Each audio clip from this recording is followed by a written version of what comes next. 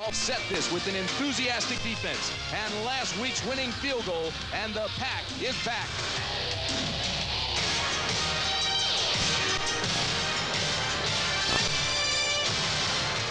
Landry, Lombardi, and the 1967 Ice Bowl. An unforgettable day, the last time these two teams met in Lambeau Field.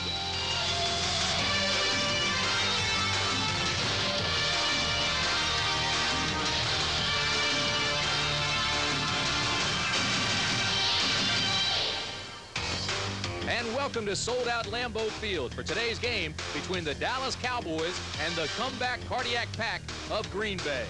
The weather, in a word, is brisk. And good afternoon, everybody. I'm Tim Brandt. The focal point is still the game between the Packers and the Cowboys, but the story surrounding the game is the escalating trade talks about Herschel Walker. The feeling is Herschel could be traded as early as this week when the NFL owners meet in Dallas. The beginning price for negotiations, $2 million.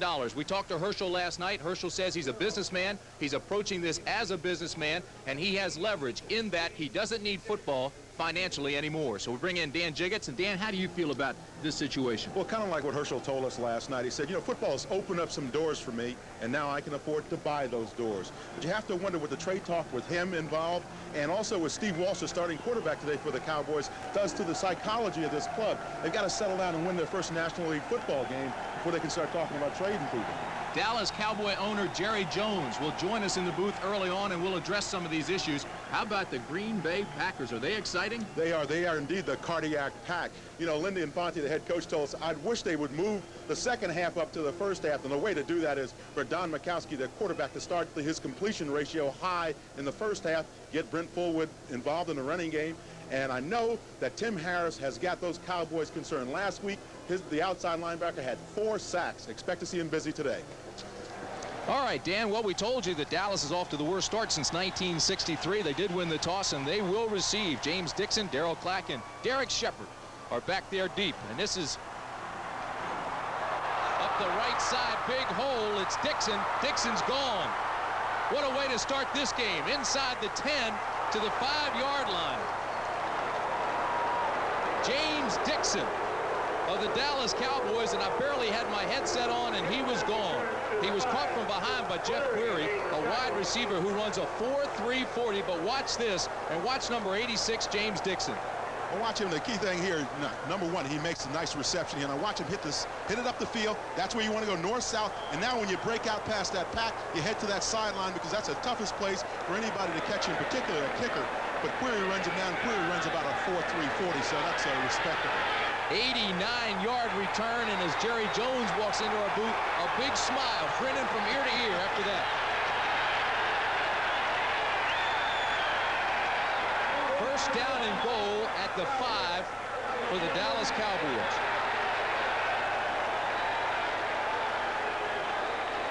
Steve Walsh, his first NFL start, his value is on the line today. You know, you mentioned that you had barely got your headset on when that happened. I didn't have mine on. Take a look at the offensive lineup then for the Dallas Cowboys, and we'll set the starters for you. Up front, it's 2-8, Newton, White, Kerr, Kevin Gogan, and the tight end is Steve Folsom. And Jimmy Johnson has not been happy with the production of the tight ends. In the backfield, Herschel Walker will keep a close eye on him today. Daryl Johnston gets his first NFL start. Martin and Irvin are the wideouts. Darryl Clack and James Dixon come in on passing situations and third down situations. Ron Pitts now comes into the ball game, replaces Van Jakes for the Green Bay Packers in the secondary. Kelvin Martin goes to the top of the screen. Irvin at the bottom. Power formation for Dallas on first and goal at the 5. Walsh, right side, not much there for Daryl Johnston. Johnston is a power runner. He's a strong blocker. Second-round draft pick out of Syracuse. That Green Bay defensive front, Robert Brown, Bob Nelson, and Sean Patterson. The linebackers are very, very active. Anderson, Noble, Holland, and Tim Harris. Many feel will make the Pro Bowl this year. He had 4 sacks last week. Pitts, Brown, Stills, and Murphy. Jakes and Green are the nickel and dime backs. Second down and goal at the 5. Walsh's first pass. Looks left, throws, and overthrows Michael Irvin. Not a bad selection on the pass, though, because he knew Michael Irvin was covered by Tim Harris, so he just put it up there. If Michael doesn't get the football, no one does. You see Steve Walsh knows how to throw the football when he gets down near the end zone. Now watch right by the goal post. That's where Steve's going to see his receiver Irvin coming across. Now see, he's covered very nicely by Tim Harris, number 97, and that's a smart thing to do. Get rid of the football if you can't complete it in the end zone. Tiger Green and Van Jakes come in for Green Bay on defense as you look at Walsh. 6 defensive backs now. That's what he's seeing on 3rd down and goal. Motion. Walsh to throw. Has some room now. Drifts left. Throws. Touchdown Cowboys. Michael Irvin. And just like that, Dallas is on the board. So James Dixon with a 89-yard return, and then the touchdown pass. Walsh to Michael Irvin. The nice thing that Michael Irvin did there was he worked the end zone a little bit. Now watch, when he sees his quarterback Steve Walsh in trouble, because Steve's going to pull out of the pocket here and just move a little bit to his left. Now when the receiver sees his quarterback is in a little bit of trouble here, you want to slide along in that end zone, give him an opportunity to squeeze the ball in there, and that's what Michael Irvin does, and he makes the touchdown catch. I knew he wasn't going to be shut out this week. He was shut out last week, but no way he's going to let that happen 2 weeks in a row. He was having fun with us last night. He was loose. Ruzick, a bad snap. Saxon couldn't hold it, and Ruzik's kick is knocked down by the Green Bay Packers. So the extra point is no good, but Dallas starts out quickly, and it's 6-0 Cowboys. Comes right in the middle of your screen. Now watch, because the ball is snapped low, as a result it's going to get blocked. The key there is the ball came up a little bit high, and the holder just could not handle it. Ruzak's kick is blocked. 6-0 Dallas. Welcome back to Lambeau Field. I'm Tim Brand, along with Jerry Jones, the owner of the Dallas Cowboys, and Dan Jiggets. Jerry, I'm going to ask you right up front about the Herschel Walker situation. Where does it stand, and will he be traded as early as this week when the meetings convene? I can't speculate on that. We've had some teams visit with us about Herschel. There has been no deal. When you don't have a deal, you can't turn a deal down. And so we'll address that heads on. The thing we're doing, though, Tim, is we're trying to rebuild a team in Dallas. And we know that we're going to look at all options every chance we get. Fullwood's return out to the 29-yard line. Jerry, Will McDonough in the NFL Today show mentioned that it would be like an auction when the owners come in today. And he said that it was reported also that the negotiation would start at $2 million. Obviously, I would look at this thing and I see Jimmy Johnson's contract is for 10 years. You obviously are in a rebuilding program. You need players, and a deal like that would be a blockbuster. Will it be like an auction? Well, first of all, we've got to assume that there's going to be that type of forum. I really think the owners are coming to Dallas to discuss the new commissioner, not Herschel Walker or the Dallas Cowboys. On the other hand, if some of the owners want to talk to us, one of our players, we will talk to them. Jerry, it seems to me the most important thing in a deal such as this one is to get some players that are going to play for you right now instead of draft choices. Is that kind of the thinking in your front office? I think that certainly an optimum thing would be to have some people that could contribute if we're going to consider a deal on a player of that magnitude immediately. On the other hand, we're doing everything we can looking for the future. We know that we're in for the long haul, and those things we're going to consider need to pay off for us 3 and 4 years from now as well. Jerry, very quickly, what do you suspect will happen as far as commissioner this week?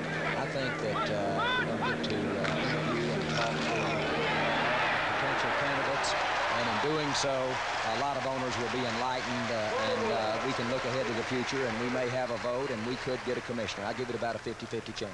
Another carry by Fullwood for the Green Bay Packers. When we talked in preseason, you care to say who might be the new commissioner? When we talked in the preseason, you felt like a commissioner may not be named until the end of the year. But as we head directly into the 1990s, do you think it will be Finks, Mr. Finks? I think that certainly Jim Finks is the favorite. He enjoys a lot of support. That the process has unfolded so that we're going to get to see some other people as well. Let's wait and see what happens this week. All right, Jerry. Thank you very much for joining us. Appreciate it. 6-0. Team's up. Again, this is Fullwood, bangs his way through the middle, up near midfield to the 49, and we get back to football. But a major story developing with the Herschel Walker situation, and all indications are that he will be traded possibly as early as this week if a deal can be made in Dallas. It'll be 2nd down and 4, the ball on the 49. We set that offensive front for you now for the Green Bay Packers. Rutgers Rich Moran, Bush, Hallstrom, Vinegrad. Ed West is the tight end. Woodside is the big running back. Brent Fullwood, who has really been getting a workout in this first series. Kemp and Sharp, the wideouts. Bland and Jeff Query, who is a speedster, come in on passing situations. 2nd down and 4 for Mikowski. Again, it's Fullwood to the right side. Albritton takes him down, but now they're in Dallas territory as the Pack continues to move the ball rather effectively.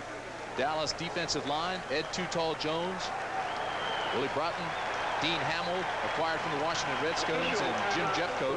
The linebackers, Del Rio starts today. Lockhart and Randy Shannon, a rookie.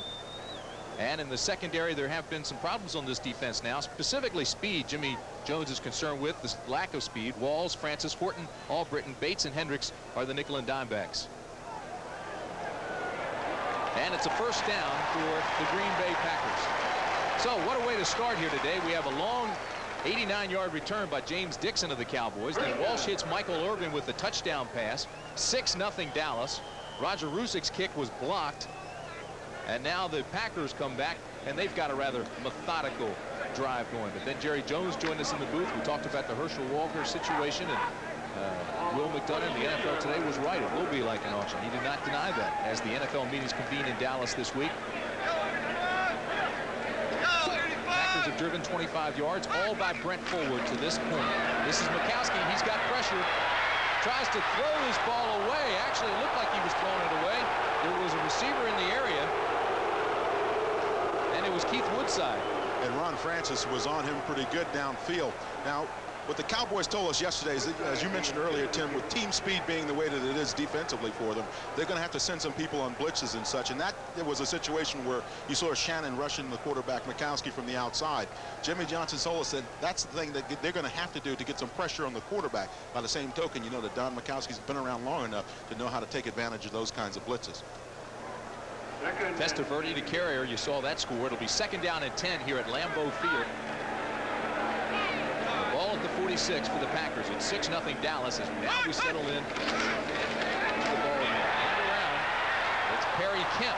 Perry Kemp gets a block on the corner and carries it down to the 37-yard line. Knocked out by Jeffcoat and Vince Albritton.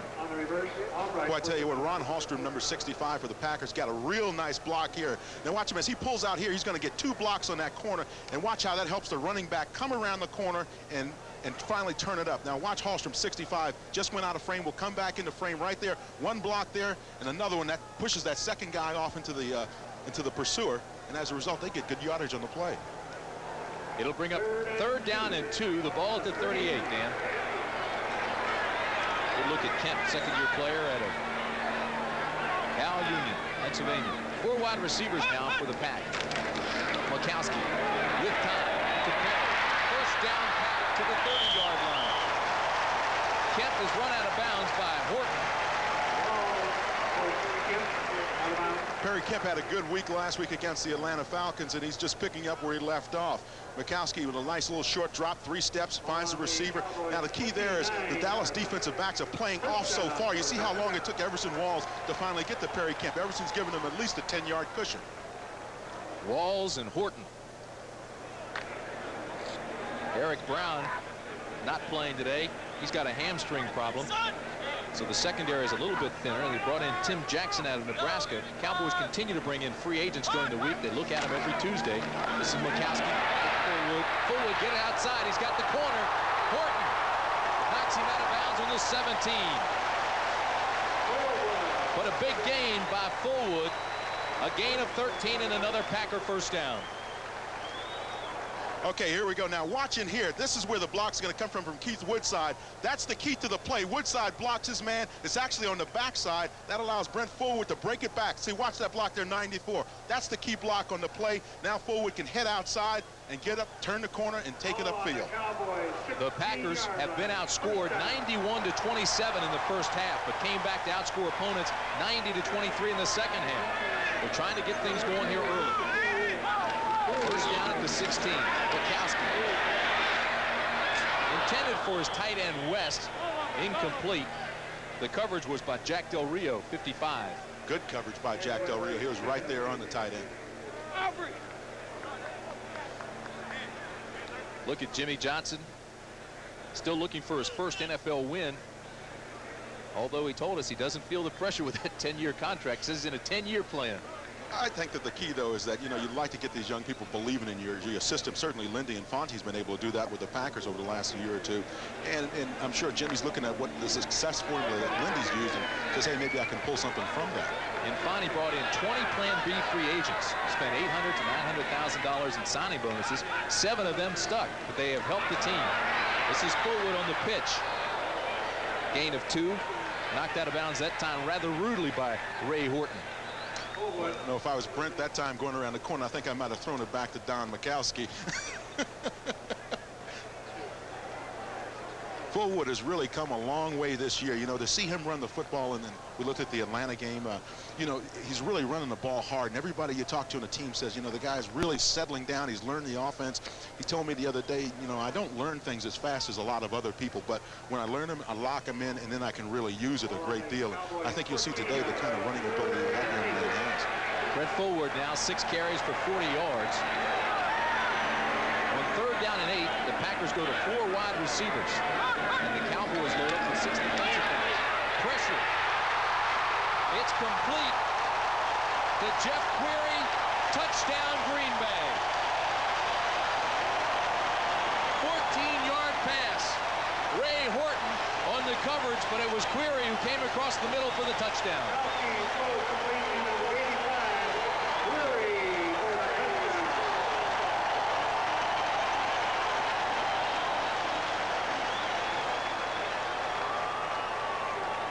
So Horton applied the pressure on Mikowski, but he just sat there calmly and hit Query with the touchdown.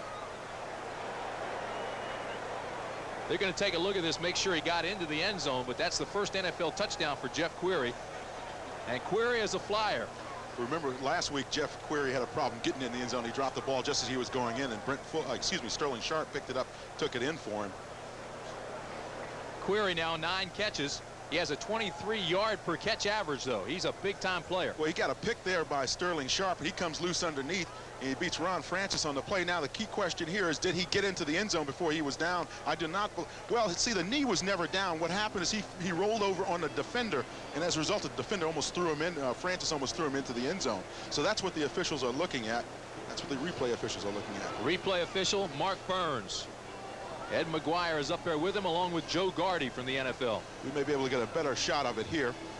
Now, the thing we want to watch for is, do Jeff Query's knees hit the ground before he rolls into the end zone? There's a knee. Yes, he's down. Yeah, he's down. He's down before he gets in the end zone.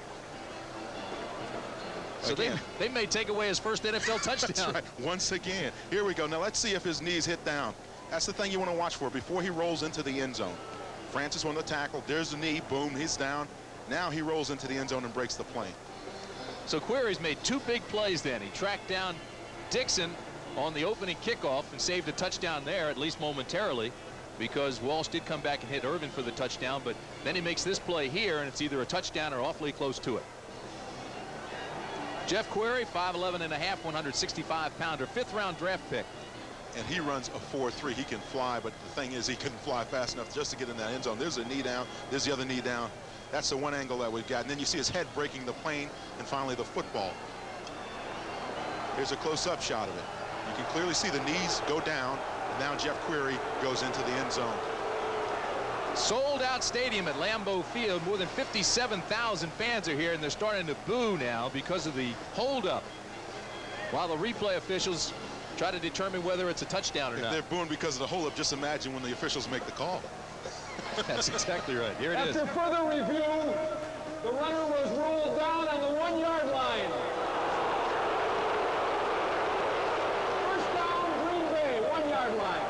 So Jerry Markbright, the referee, tells us that he's ruled down on the 1-yard line. They'll mark it there, and the offense will come back on the field for the Green Bay Packers. It'll be first down and goal at the 1. And Jeff Query's first NFL touchdown is taken back.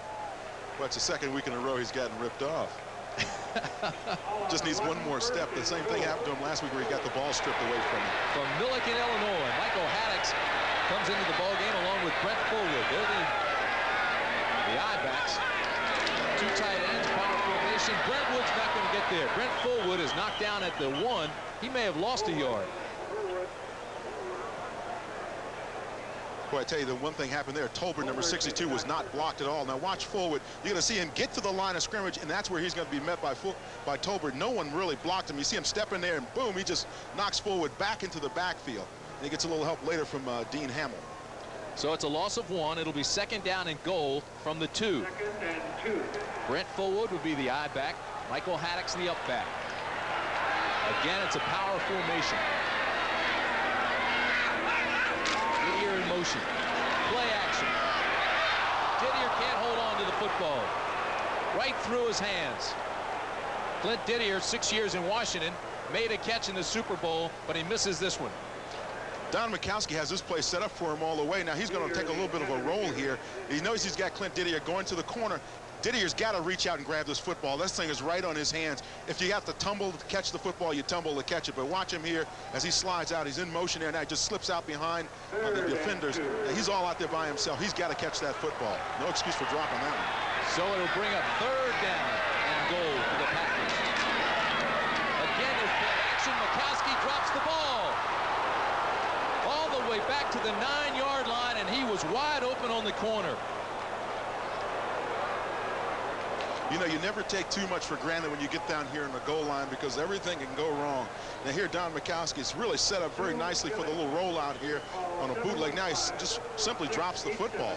And he knows he's in trouble now. He just tries to recover the ball so they can kick the field goal. You can't take things for granted down here. You have to go with what's going to get you there, push it into the end zone. So the rookie, Chris Jackie, comes on for a 26-yard field goal attempt. He's 15 for 15 on extra points, 4 for 4 on field goals, and this one's good as well, so make it 5 for 5. He's perfect as a pro, the rookie out of UTEP, and the Packers are on the board. It's 6-3 Dallas. Please call 715. Jackie will do the kick. 63 yards, 15 plays. It ate up 4 minutes and 56 seconds of the clock, and Chris Jackie gets a field goal, so it's 6-3 Dallas. And now the Pack will kick off to the Cowboys. So Jackie will kick off, and James Dixon is deep along with Darryl Clack. Dixon ran the opening kick back 89 yards, setting up a 5-yard touchdown pass for Walsh to Irving for the Cowboys. Jackie's kick will be taken by Clack a yard deep. And Clack loses the football. Packers get it back.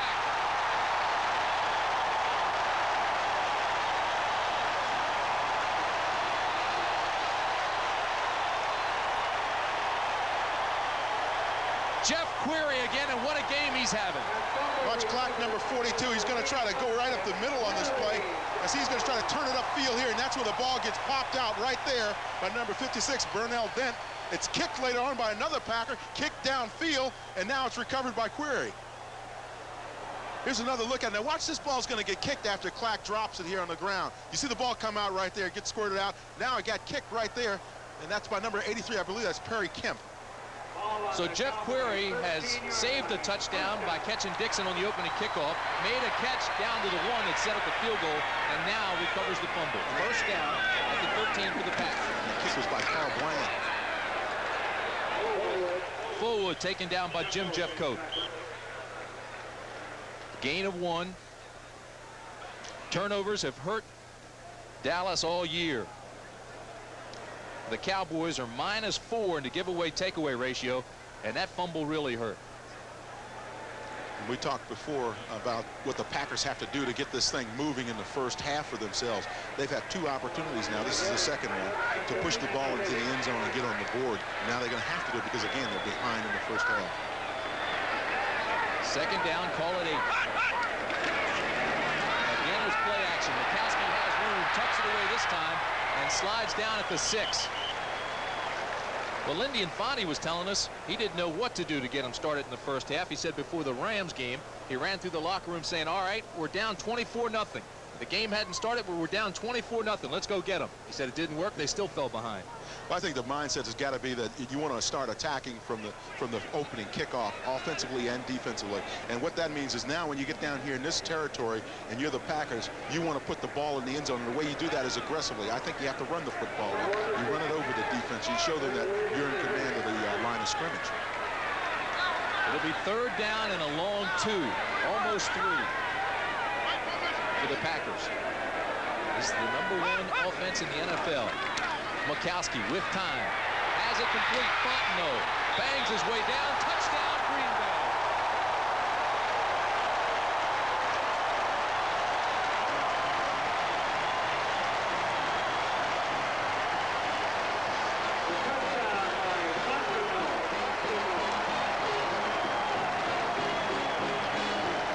Fontenot, number 27, knows he's got man coverage down. You see everybody right up on the line of scrimmage. He slips out. Where is the linebacker? All of a sudden, he finds himself out in the open. Now, you see Shannon trying to chase him down and drag him back, but Shannon made the mistake there. When you know you're down in that end zone, you got to get on your guy, seal him up, and not allow him to get to the end zone.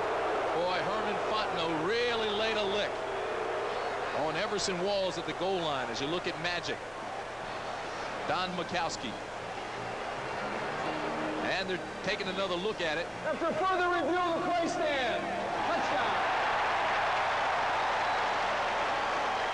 Jerry Markbright is the referee. The umpire, Ed Kukart. Head linesman, Ron Fairs. Line judge, Ray Dodas. Rocket will hold and Jackie will do the kick. Chris Jackie on for the extra point attempt. And it's good. And with 7:19 remaining in the first quarter, the Green Bay Packers have jumped on top of Dallas 10-6. Randy Shannon has got responsibility for the running back. That's Herman Fontenot. He's going to slide out here. You're going to see Shannon go out to the side as well, but he's going to get beat on the play. He's going to get a little help from Everson Walls, but not enough to prevent Herman Fontenot from getting in the end zone. Nice pass by Mikowski on time out in front, leads the receiver very nicely. Nice extra effort here by Herman Fontenot. Watch that leg drive take him right into the end zone. See how he pokes that football in there to make sure he gets the score. Boy, you love to see a running back put his head down like that and pull his way in. Unless you're a defender. Chris Jackie will kick off for the Packers. And deep for Dallas is James Dixon and Derek Shepard, who was acquired this week off waivers from New Orleans. This is Dixon. Dixon has another big hole out across the 40 to the 44-yard line. Stopped by Chris Jackie, the kicker.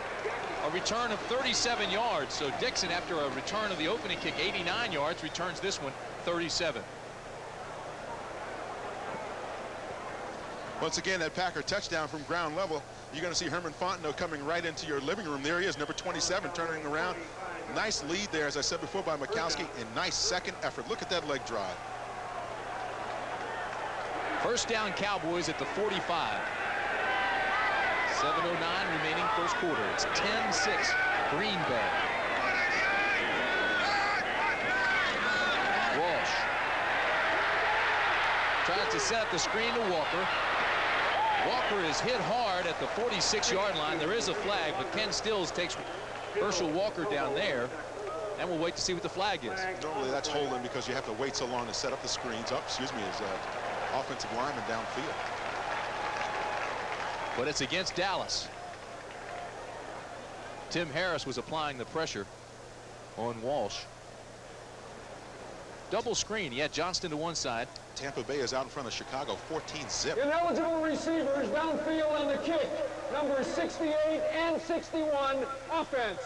Still first down. Crawford, Kerr, and Nate Newton. Why that happens is you're waiting a lot of times for your running back to give you the go signal so you can pull out and go downfield on a screen, because usually you're going to pull your guard and your center out to lead on the screen. And what they will do is wait for the running back to give them that go signal, and sometimes you drift a little bit upfield. First down and 20 for the Dallas Cowboys.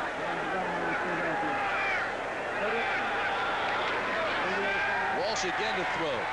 Looks for the double screen. This time goes to Johnston. Johnston caught from behind at the 41-yard line, so he'll be 2 yards shy of the original line of scrimmage. John Anderson tripped him up. Anderson, the defensive captain, 12-year veteran out of Michigan.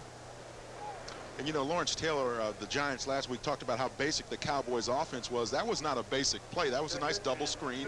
Faked it over to Herschel Walker and went back over the other side to Johnson. It was set up very nicely and very well conceived. It'll be second down and 13. Walker gets maybe one, but he's still not back to the original line of scrimmage. And again, Sean Patterson makes the tackle. The big guys. And there's another flag, Dan. And it's against Dallas. The whole key, though, is the offensive line for Dallas, the big guys up front, have to do some one-on-one blocking. You got to move some people off the line of scrimmage if you want your running game to be successful. No other way to do it. Holding number 68, offense. Crawford Kerr. Second time for Kerr. And look at this. Dallas right at the top in terms of penalties, leading the league. And right behind them is Phoenix, Minnesota, and Washington. And all those teams are having their problems. And a lot of people didn't expect Minnesota to have theirs, but they certainly are. You see Green Bay's number 13. I'll tell you something else. Jimmy Johnson was talking to us yesterday and hired officials to come to practice to try to alleviate the problem. Yeah, but he told us they're college officials, the retired college officials, and they're scared to call signals on these guys, or call flags on them. Second down and 22 now for Dallas. Walsh has some pressure, and he's sacked. Bob Nelson. His first sack of the season. Watch Nelson right in the middle of your screen. He's guy's going to drive right in there and get some good pressure, and automatically that means Walsh is going to start backing out of it. You see, he's really one-on-one right now with Nate Newton. Slips off, gets a nice little peel off there off of Tim Harris, number 97, and they really get there together. I guess you're going to have to give them a half a sack apiece. Bob Nelson came out of the USFL, played with the Arizona Wranglers. Harris would love to have half of that sack. He's got 5.5 already for the year. A loss of 9. It's third down and 32. You put Harris in the Pro Bowl. You were talking to him and said, hey. I'll tell you what, he should have been there. There's no question about it last year. Here's the screen, this time set up nicely. Sargent now with a big block outside the 40 to the 44-yard line. Roderick Sargent with a big gain, but the Cowboys will still have to punt, taken down by Bucky Dent. Well, I tell you what, Bob White had a nice block there on Mark Murphy. That really set the screen up. A gain of 21, and Mike Saxon will come on to punt it away for the Cowboys. Saxon will do the punting. The numbers on Saxon, second in the NFL.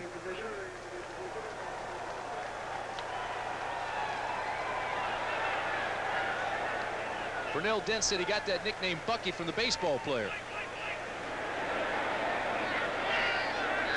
Saxon there waiting for the snap.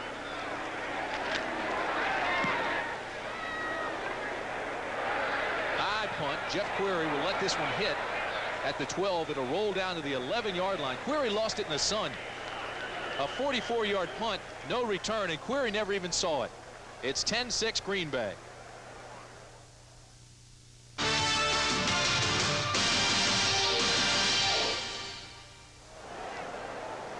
Tim Brandt and Dan Jiggetts with you back at Lambeau Field. Interesting story here in Green Bay this week. This file was found behind the desk of defensive coordinator Hank Bullough. It's a file that was owned by the late, great Vince Lombardi. And in that file, there are rosters, there are salaries listed. Take a look at this now, and you'll see the roster with Paul Hornung and Babe Parilli, Bart Starr. Jim Stanley, you know, look, some great names on there, but look at those salaries. I tell you what, that kind of looks like the Chicago Bears of the 70s when I came in with the Bears. The high salary, $15,000. Now, you have to assume those high salaries of 15 and 12 were guys like Jim Taylor, Bart Starr, Paul Hornung.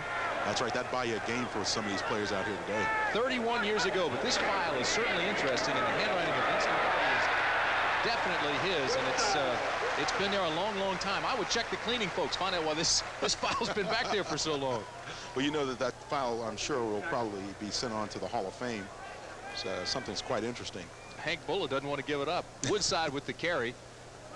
Gain of 7. Ray Horton made the tackle. It'll be second down and call it 3. As you look at some of the other scores around the NFL. Here in Green Bay, there's 3:35 remaining first period. And it's 10-6 Packers. Detroit over Minnesota 7-zip. A couple of upsets heading up in the Central Division. Fullwood left side finds the going tough, bangs ahead, maybe one. Willie Broughton led the defensive front there, but he was a whole host of Dallas Cowboys in on that tackle. Well, the nice thing that the Cowboys are doing is they're sliding that defensive line today. They're having some success doing that. What they do is they set the linemen out wide, the defensive ends out wide, the linebackers, outside linebackers inside. It's a 4-3 inside defense. What they want those defensive ends to do is come upfield and contain the run. The loud roar you hear from the fans here for Tony Mandrich, who just came into the ball game. #1 draft pick out of Michigan State. 6'5", 315-pounder, #1 pick. James Campion in the ball game as an eligible receiver. This is Fullwood. Pushes off the left side, has enough for the first down. And on Tony's first block against Ed Too Tall Jones, he cuts him off to the inside. Watch him there right in the middle of your screen, number 77 and 72. And both he and Ed end up falling down on the ground. So I guess you could say each one of them knocked the other guy down. Green Bay's 7th first down. Dallas has only 1. If you're just joining us, it got off to a quick start. James Dixon returned the opening kickoff 89 yards to set up the Cowboys' first touchdown, a 5-yard toss from Walsh to Irvin. And then the Packers have come back quickly. They scored 10 points at 10-6. Mikowski on play action. Goes to Fullwood to the 35 to 37-yard line. It'll be close to another first down. It is. Knocked out by Eugene Lockhart and Everson Walls. A gain of 14 for the Pack. You saw Lockhart coming out from the middle of the field. Watch Lockhart right here. He's going to be pursuing the play over here. Fullwood's going to take off and go out as well. But Lockhart knows he's got to take him all the way to that sideline. Good blocking up front there. You see that corner sealed up there by Alan Weingart. Now finally Too Tall gets loose, but the ball's already gone to Brent Fullwood. Everson Walls comes up and tries to make the stop, and along with Lockhart. Don Mikowski, 6'2", 197 pounds. He says he's never played against anybody as tall as Too Tall Jones. Too Tall is listed at 6'9". You think he's 6'7". And again, there are flags. Don't tell him I said that. False start, number 65, offense. First down. That's Ron Holstrom.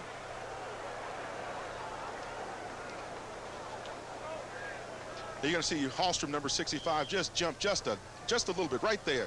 That's all that defense needs. They tee off when you then, well, you have to snap up your chin strap because you know they're going to rip you as soon as you jump before that ball snaps. There's the first down situation. It'll be first down and 15. The ball at the 33 for Green Bay. Woodside goes way out to the top of the screen. Double receivers on that side. Instead, they give the ball ahead to Michael Haddix, and Haddix carries it across the 37 to the 38-yard line. Willie Broughton makes the tackle there. I'll tell you, the one thing that the Dallas defensive line is doing is they're playing that line of scrimmage very nicely for the Cowboys. Now, one thing you're going to watch for here is Green Bay's had some success going downfield. When the Cowboys in that soft zone, you know they're going to throw downfield. They've got some fast receivers. Look for Mikowski to try to get out, get a little bit of room around the corner, and then go downfield.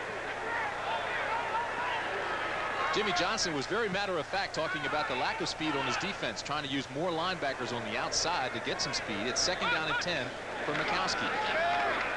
Steps up in the pocket, drills it, has it complete. And Sharp is knocked out of bounds at the 49-yard line, mark at the 50 by Ron Francis. A gain of 12. Sterling Sharp told us yesterday he feels that the crossing patterns and the outs are going to be open for him all day. There he is right at the bottom of your screen, number 84. A little shake there on Ron Francis. Has Francis running with him right out of the break. He sees the first down marker and says, I got to get there in order to set this thing up, and that's what he does. All right, Magic, put it on for us. Don Mikowski. He does not lack in confidence. And ability, along with this guy, Sterling Sharp. Agile, good feet. You like his high jumping ability. Yeah, he high jumped 6'11" in prep school. I don't know how much good that'll do you, a quarterback. It might over Too Tall. Michael Haddix down to the 44-yard line. Haddix, a former #1 pick of the Eagles. He was the first Plan B player taken of the 20 that the Packers brought in. Now watch this little fake bootleg that you're going to see Don Mikowski carry out here. Now watch, he's going to hand the ball off there to Woodside. You see him, he's carrying out his bootleg now. Woodside makes a nice little run up into the line of scrimmage. The key there, though, is when your quarterback carries out those bootleg fakes, sooner or later he's going to carry out a bootleg, keep that ball out there and roll around, and the defense is not going to be looking for it, then he throws downfield. They ran that bootleg. Mikowski had the open, looked like he was going to score a touchdown and just dropped it. Second down and 5 at the 44. Close to another first down at the 40. Tackle made by Dean Hamill.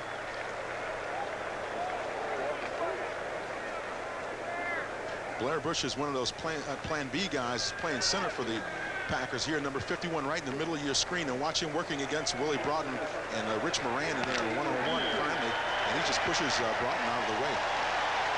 And a big round of applause for the Green Bay Packers as the first quarter comes to a close at Lambeau Field. So that's the end of the first quarter with the Packers leading the Cowboys 10-6.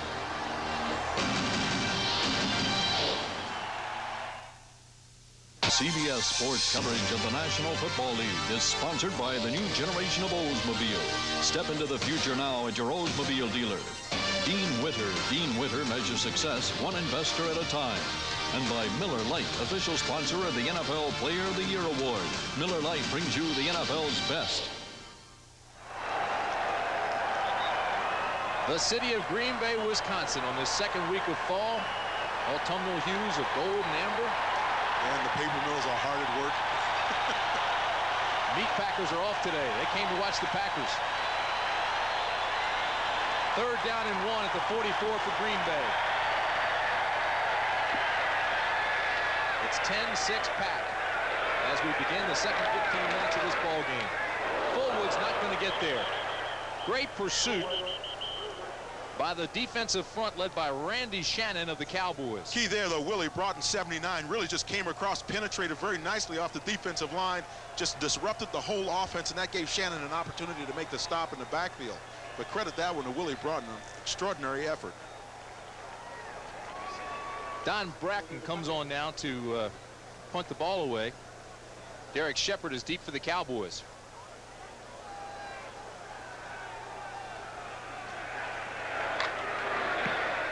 Bracken's punt is a wobbler.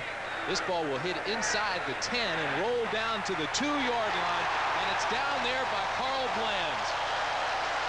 A 39-yard punt, no return. Right now, let's go to New York. Here's Brent Musburger. Brent? All right, Tim. Giants leading the Eagles by a field goal. Set up to try another one, but it's a fake. And Jeff Hostetler throws back to Carl Banks for an easy touchdown. 10-zip. Giants over the Eagles. Let's go back now to Tim. All right, Brent. Carl Banks with a touchdown. But I saw also that Tampa Bay Buccaneers have beaten the Bears 21-zip now. What has happened to the Bears down in Tampa Bay? They take an early vacation? Testaverde got him off quickly with a touchdown on the carrier. Look at that time of possession for Green Bay, 10 minutes already. Dallas only 4.5. Cowboys backed up, first down and 10 at the 2. Walker back to the line of scrimmage. There's a flag. Tackle was made by John Anderson, and the rest of the left side of that Packer defensive front. If you're going to run the football down here out of your own end zone, the chances are... Offside, number 79, defense, lined up in the neutral zone. First down. That's the nose tackle, Bob Nelson. Chances are you want to run that ball in right by that nose tackle, Bob Nelson. I would keep it in tight to the center and not take any chances trying to run the football wide, because that's where your guy can get stopped in the backfield. There's that Tampa Bay Chicago score. And you just heard the roar from the crowd when they announced it. They're very appreciative up here in Wisconsin of that. If you're just joining us, Steve Walsh hit Michael Irvin for the Cowboys right away. 5-yard touchdown. It was 6-0 Dallas. Chris Jackie with a 26-yard field goal for Green Bay. And Mikowski to Fontenot's 6-yard touchdown pass. It's 10-6. That's the second penalty of the game for Green Bay. It's 1st and 5 at the 7. Herschel out to the 10-yard line. Wrapped up by Noble and Holland. One of the things we're going to track today, Tim, is how many times Herschel Walker touches the football. Now, in a situation where there's been a lot of trade talk about a player of the stature of Herschel, quite naturally, a team is going to try to showcase him a little bit. Certainly, that was the case last week where he touched the ball probably about 25, 30 times. And we're going to track him today to see how many times he touches it and how come that running game is not successful with him in there. Maybe it's the guys up front. They have to tee off and open up some holes for him so he can get past the line of scrimmage, and that's where he's really dangerous. Herschel's 5-year, $5 million contract goes to the end of next season. It's 2nd down and 2, the ball in the 10. This is Walker. Breaks 2 tackles out to the 12-yard line. He'll be close to the first down. Brian Noble took him down there, depending on the mark. Cowboys tried to run the counter the counter tray on that play. Now watch these two backside linemen. That's why they call it the counter tray. These guys are going to head back over this way on a little counter action and throw the blocks for Herschel Walker at the point of attack. The problem that Herschel's going to have is at the point of attack, there's some legs in the way, so he just bounces it right outside. Right there, you saw him bounce it back outside. Saw Tim Harris sliding off of a block inside and just worked the corner, and worked it fairly successfully for the Cowboys. Cowboy first down, the ball on the 13. Walsh rearranges the formation. Irving now goes to the left side. Walsh to throw, incomplete. It was intended for Broderick Sargent. Sargent was only about 5 yards downfield. Walsh drilled it. And you saw who else was out there was Bob Nelson, the nose tackle, number 79. What's he doing out there on the sideline on a pass? He just played it right down the line of scrimmage and went on out there with Broderick Sargent. But you're right, Walsh really unloaded that one on the sideline. He wasn't really set up for it. He was trying to throw on the run. Troy Aikman fractured his finger on his left hand last week. He is watching now, all bundled up, and it is brisk. Yeah, he asked me earlier, he said, you think I should wrap this thing up with a towel or something like that? I said, you better believe it up here. It's kind of chilly. After he broke his finger, he played 12 more plays and then had Kevin Gogan pull it out. He thought it was just jammed. Underneath again to Broderick Sargent, incomplete. Johnny Holland was defending there. Can you imagine? He thought it was jammed. They had to pull him out. Later, the trainer says, you know, that's not the smartest thing to do when a guy's making $11 million. He said he expects to be back in about 4 weeks. He's going to start taking some snaps and throwing the football next week, I guess. The feeling is Troy Aikman is the quarterback of the future for the Dallas Cowboys, and it will be Steve Walsh who eventually will be traded. And quite honestly, Walsh's value is on the line today and for the next 4 or 5 weeks. If he performs well, it'll benefit and behoove everybody involved. Otherwise, he could lose some value. That's an awful lot of pressure to put on a rookie quarterback's shoulders. 3rd down and 10 for Walsh. Steps back up into the pocket, throws underneath. Kelvin Martin out to the 22-yard line. He'll be close to the first down, but he should be about a yard shy. Van Jakes makes the tackle. And Kenny Stills, number 29 for the Packers, is usually getting in his 2 and 3 cents down there. Finally gets a push from one of the Dallas Cowboys. Kenny Stills likes to chat a little bit down on the field. So does Michael Irvin, and he didn't like the mark. It's going to be close. Walsh now 4 for 7, 35 yards and 1 touchdown. Michael Irvin had a nice conversation with him yesterday, and he was telling us about the situation with Herschel Walker and about the possible trade. And he said that, you know, if Herschel leaves, and that opens up the passing game, and he was going to give Herschel his car if he left. And his watch. And his watch. Saxon's punt is a spiraling punt. It takes Jeff Query all the way back to the 30-yard line. It'll hit. Query will take it at the 27 and is taken out of bounds there. A 51-yard punt by Saxon, knocked out by James Dixon. No return, and with 11:04 remaining in the half, it's still 10-6 Pack.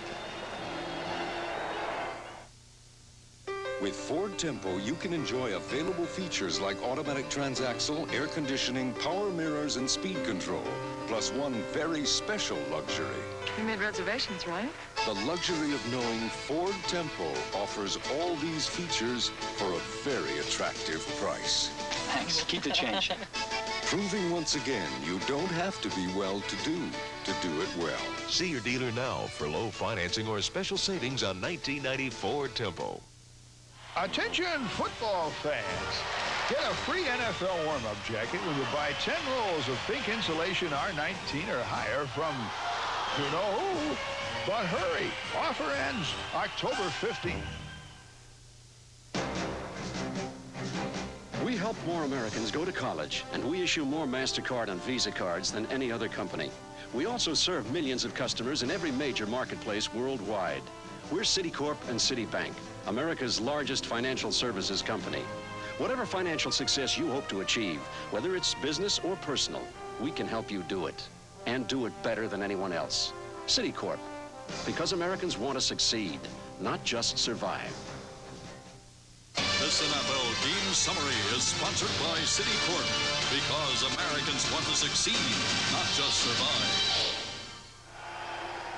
You see the total yards by Green Bay and that they've scored on their first 2 possessions. I think even more important than that is the fact that the Packers have held the ball 10 minutes and 35 seconds of that first 15 minutes, and they've been very effective defensively here in the second quarter as well. The one thing that's helped Green Bay is they've been able to get the running game going early in this ball game, and then Don Mikowski's been successful throwing the football. Now, one of the things that's happened for the Green Bay Packers, when they were down on that end zone, near that end zone the second time around, we saw Don Mikowski go to Herman Fontenot. Fontenot with extremely good effort pushed the ball into the end zone. That's what the Packers really need to get on top. And Chris Jackie has stayed perfect. He had a 26-yard field goal, so he's 5 for 5 in his NFL career. And it's 10-6 Green Bay. This is Mikowski. Brent Fullwood bangs his way out to the 28-yard line. Fullwood looks like a different type runner this year. Tied for the NFL scoring lead right now with 5 touchdowns. But he's running the ball with authority, with a great deal of confidence. Well, you know, we talked to Sterling Sharp about it yesterday. We talked to Lindy Infante about it. Everybody is of the same opinion that the guy is just so much more dedicated this year in terms of the way he's running the football. Has a lot to do with his off-season training. Lindy Infante told us they have these 440s that they have to run every training camp. He usually couldn't make the 4. This year he ran all 4 and made the times. He now has 12 carries, 48 yards. It's second down and 7 at the 30. This is Mikowski with time underneath. Woodside breaks tackle out to the 43-yard line.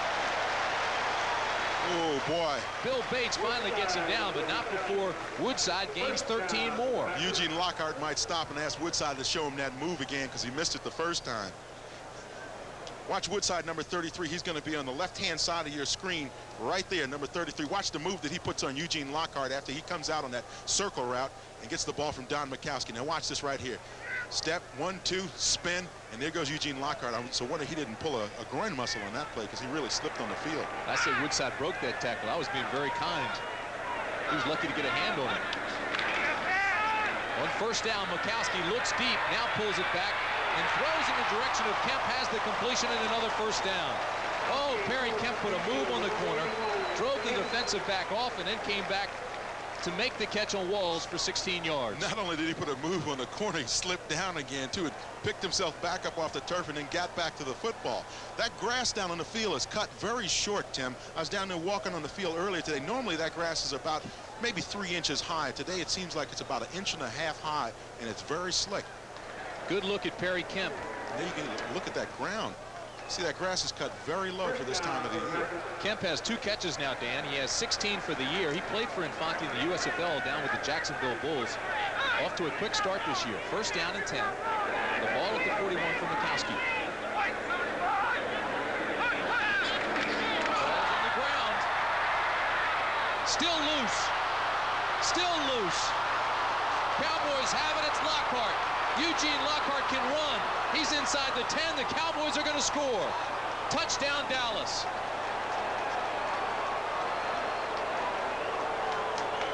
Aubrey Matthews swatted at the ball. Lockhart picked it up, and Lockhart runs it in for the touchdown. 40-yard touchdown scamper by Eugene Lockhart. Boy, nice alert play by Lockhart, but watch here. Now, if the ball's down on the ground, the whole thing that you want to do is recover the football. Don't try to advance it. Don't try to get cute. Recover the football. You see Ed Too Tall Jones, he gets a punch at it, pushes it forward.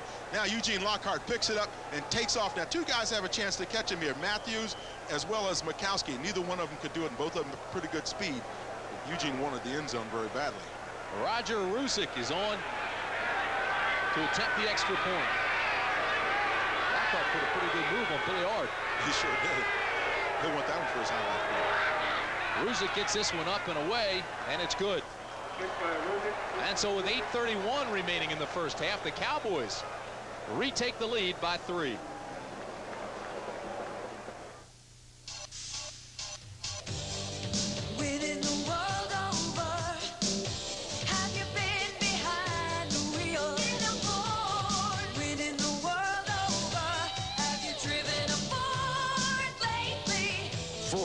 America's best-selling cars and trucks for the 3rd straight year. Ford, winning again.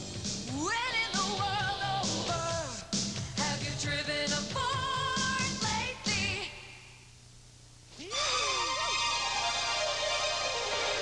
It's the best territory. First Interstate Bank territory. Because with a First Interstate Bank card, you can get cash anytime, day or night. From Washington, D.C. to New Mexico, Colorado to Nevada, In fact, all across the U.S. with Cirrus ATMs. So get a First Interstate Bank card and cash in on our territory. First Interstate Bank, we go the extra mile for you. Left, split left!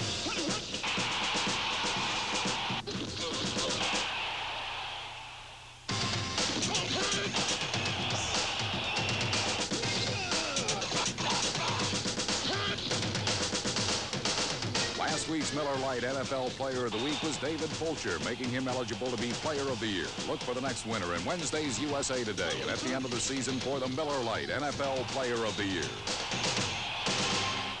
You are going nowhere. Will outside interests mark the end of a beautiful friendship for Jake? I quit. And the Fat Man, Wednesday. Now, what happened on the play is watch Don Mikowski's hands right there. I've got him circled already. He gets the snap from Blair Bush, but he pulls out before Bush can get the ball back. You see Mikowski pulling out, and Bush sits down because he's got a pass protect right there. And as a result, the ball hits the ground and is recovered by Eugene Lockhart, who takes it in for the score for Dallas. Score now 13-10 Dallas. Eugene Lockhart's second touchdown of his career. Eugene, the hitting machine. Have no pity, Lockhart. Roger Rusick on to kick the ball for Dallas. Tim Workman comes into the ball game now. He's deep, standing on the 1 for the Packers. This will be a short kick, and it'll be taken by Workman at the 15. Nice return to the 30-yard line. Vince Workman, 5th-round draft pick out of Ohio State. 16-yard return, the tackle made by Ron Francis. It is definitely fall in Green Bay, and it is nippy today in the mid-40s. Nice breeze blowing. You can see that through the leaves and the trees. Yeah, I see you wimped out. You put on your sweater, too. I can't believe it. This nippy weather up here. It's cold. Oh, come on. Your blood must be thin. It is. I don't have as much padding. 8 minutes and 22 seconds remaining in the first half. Tim Brandt and Dan Jiggets with you. Lambeau Field in Green Bay, Wisconsin. 13-10 Cowboys. Mikowski looks underneath, has Woodside to the 33-yard line. Eugene Lockhart takes him down. Let's watch this drive to see what the Packers decide to do. Methodically work underneath the zones. That time, so Woodside work up underneath the zone. He knew he's going to be covered by a linebacker. Now that they go deep to their receivers, again, working it within the zone framework on some crossing patterns where they feel that they're going to be, that's where the opportunity is for them to throw the football. Now to prepare for that on 2nd down and 6, Del Rio goes out of the game. Bates comes back in. So they've got 5 defensive backs in the secondary, and Mikowski looks that over now. Cowboys show blitz with Bates. He looks like he's coming. He is. Mikowski, quick drop, throws it, and it's complete. Kemp spins for a first down to the 42-yard line. Nice hot read by Don Mikowski. You know he's sitting up under center. He knows he's got to check off. The receiver's got a side adjust on the play, and he does that. Perry Kemp, number 81. Side adjust, comes on the quick slant. Mikowski pops it right out to him, right from where that defensive back, Billy Bates, came from. Mikowski now 9 of 12 for 95 yards. Coming up next, our NFL doubleheader continues with San Francisco at New Orleans. That's coming up next here on CBS Sports. Stay with us. Meanwhile, Mikowski's hit 7 passes in a row. It's first down at the 40 for the Pack.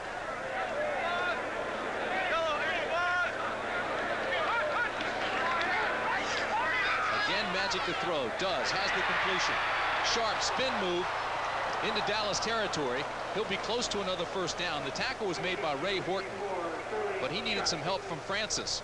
Sterling Sharp was a whirling dervish on this play. Now he's covered one-on-one by Ron Francis. Watch here, he's going to take him upfield. Now he's got him turning, running with him. And when you have your defender running with you, now you can come out of your break, go to the sideline, or go in a crossing pattern. Now here's that little whirling dervish activity here. There's 1 spin, there's 2 spins, and finally he's down. Looks like some ballroom dancing. Horton, Francis, and they needed help from Lockhart. He's not that big to cause all that problem. He's only 170 pounds. He knows that he's one of those guys that Green Bay is really counting on to be a leader and to be a very productive guy offensively for him. And he's living up to the promise. You know, made him a first-round draft choice. First down, Green Bay. 6 minutes, 30 seconds remain first half. And from midfield, Mikowski will have a first down. Jimmy Johnson very concerned, although he leads by 3. He knows he's also looking at the offense, which leads the league, averaging 425 yards per game.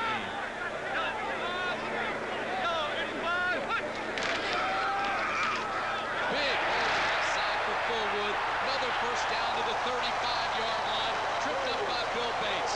Oh, Brent Fullwood. A gain of 13. Got some good blocking by Keith Woodside on the play and from his offensive line.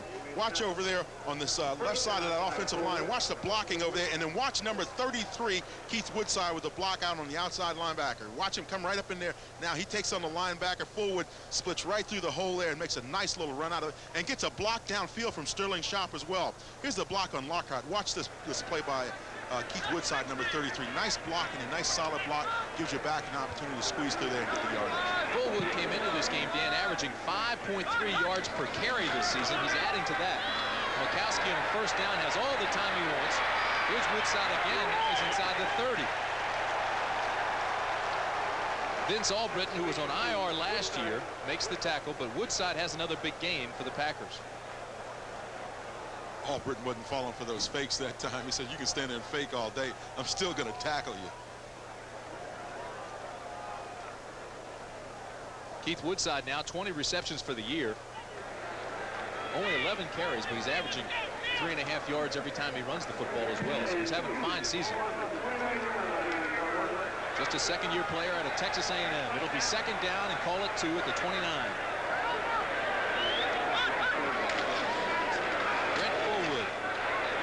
First down, Green Bay. Right over top Jim Jeffcoat.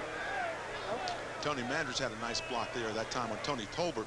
Now, you have to wonder how good is this line of the Packers playing this offensive line if Tony Manders finds it difficult to get a starting spot. I talked to Charlie Davis, the offensive line coach, earlier today, and he said they're trying to bring him along. He's having a little problem pass protecting, as all rookie offensive linemen usually do. But the fact is, Alan Weingrad, number 73 for the Packers, and Ken Rutgers, who's the #1 choice himself, have been playing very well at the tackle position. So Tony's going to have a chance to develop and get his pass protection together and settle down a little bit before he's really called on to play. This offensive line has performed very well together. You see him stretch the chains. One guy they really just miss, that far. One guy they really miss, I think, a little bit spiritually at least, is Mark Cannon, who was their starting center for 4 years and was released last week by the Packers. Number 63 is an eligible receiver.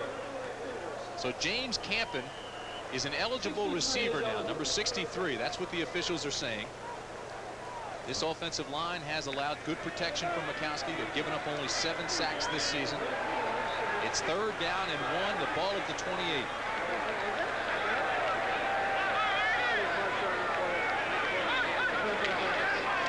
Fullwood off the right side, needs a block. He's not going to get there. Good pursuit by the defense. Randy Shannon was there first for the Cowboys, and the fans want Lindy Infante to go for it on fourth down and short. Instead, he sends on Chris Jackie, the kicker. Well, you think that, on third and short, you don't make it. You want to get the field goal to at least tie the ball game up here if you're Lindy Infante. And Chris Jackie's been kicking extraordinarily well, so you want to tie the ball game up here and not take a chance of not being successful in getting the first down. Smart move by Lindy Infante. Chris Jackie has hit a 52-yarder. This will be from 47. It's long enough, and it's no good. So Chris Jackie misses the first field goal of his NFL career, and the score will remain the same. It's 13-10 Cowboys with 3:03 remaining in the first half. A 3-point Dallas lead with 3:03 remaining in the first half, but Dallas still has only 2 first downs in the ball game and 50 yards total offense. That's it. Steve Walsh and the Dallas offense has some trouble moving the football, but you can get in that secondary of the Packers, and you may be able to have some success in one-on-one coverage on this play. Let's see what happens. First down at the 28. Walker in motion, Walsh to throw. Does. Has the completion to Irvin at the 35-yard line. It'll be gain of 5 and bring up second down and 5. The tackle was made by Johnny Holland. Had a chance to visit with Johnny yesterday, and told us a pretty interesting story. You know, the fact that he likes playing up here in Green Bay, really enjoys it. And he says it reminds him, the atmosphere reminds him a great deal of Texas A&M, kind of a collegiate atmosphere where you can really get into the community and settle down and enjoy yourself. He played it, of course, at Texas A&M. He was anxious for this telecast so the home folks could see him back home, not only in Dallas, but in Hempstead, Texas. 2nd down and 4 to 35. Walsh this time has time and hits Walker. Across the 40, 1st down to midfield. Nice block on the sideline by Michael Irving, number 88. Kind of gave Herschel an extra yard or two there, and you saw Herschel had to give him a high five. That's payment enough on that play. A gain of 18, so they move the chains, and they're inside Packer territory. Watch Herschel hide right along the line of scrimmage. That's where he's going to pop out, number 34, of course, on the play. Now watch him settle down on that line of scrimmage. You see him there right in the middle of your screen. Now he comes behind the defensive line, makes the reception, gets away from Brian Noble. Now watch this block on the sideline by Michael Irving. A nice little stock block there, getting away to the defender and allow your running back to turn the corner a little bit more. He does have deceptive speed. Here's the double screen. Fakes one side, come back now to Sargent. The ball's loose. And the Cowboys get it back. Well, we talked about Dallas being -4 in the giveaway takeaway ratio. One of the main concerns of Jimmy Johnson, and they've been putting it on the ground here today, and it's been costly.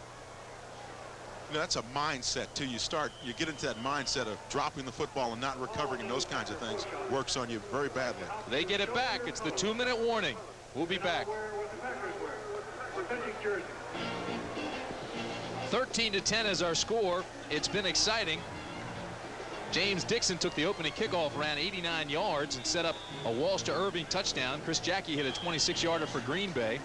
Mikowski hit Fontenot. It was 10-6 Packers.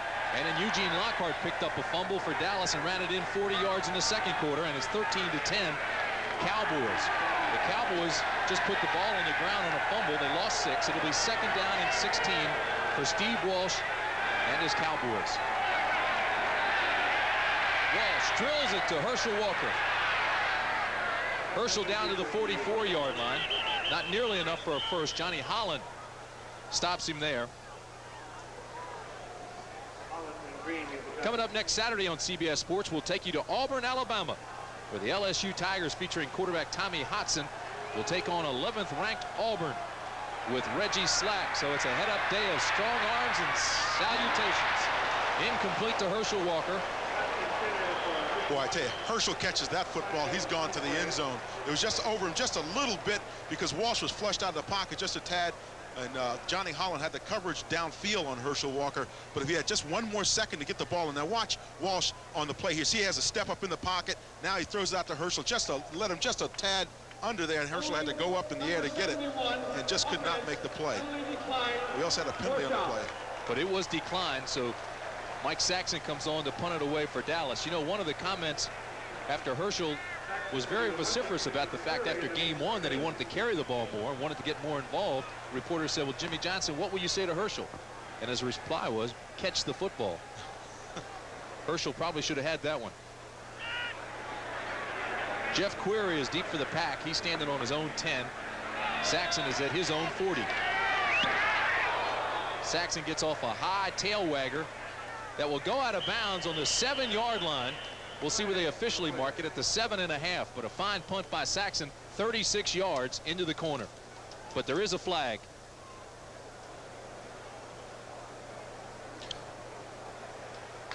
Jerry Mark Bright's got his crew down there getting this thing squared away. One of the most respected referees in the game, Jerry Mark Bright. Illegal substitution foul on the kicking team.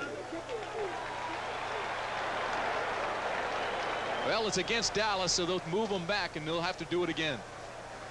The legal substitution foul, what may have happened there is if you have to check in if you're going to go out there if you have a ineligible number. Maybe that's what happened to the Cowboys on that play. Either that or you have to stagger your people in terms of the upbacks on the punt team.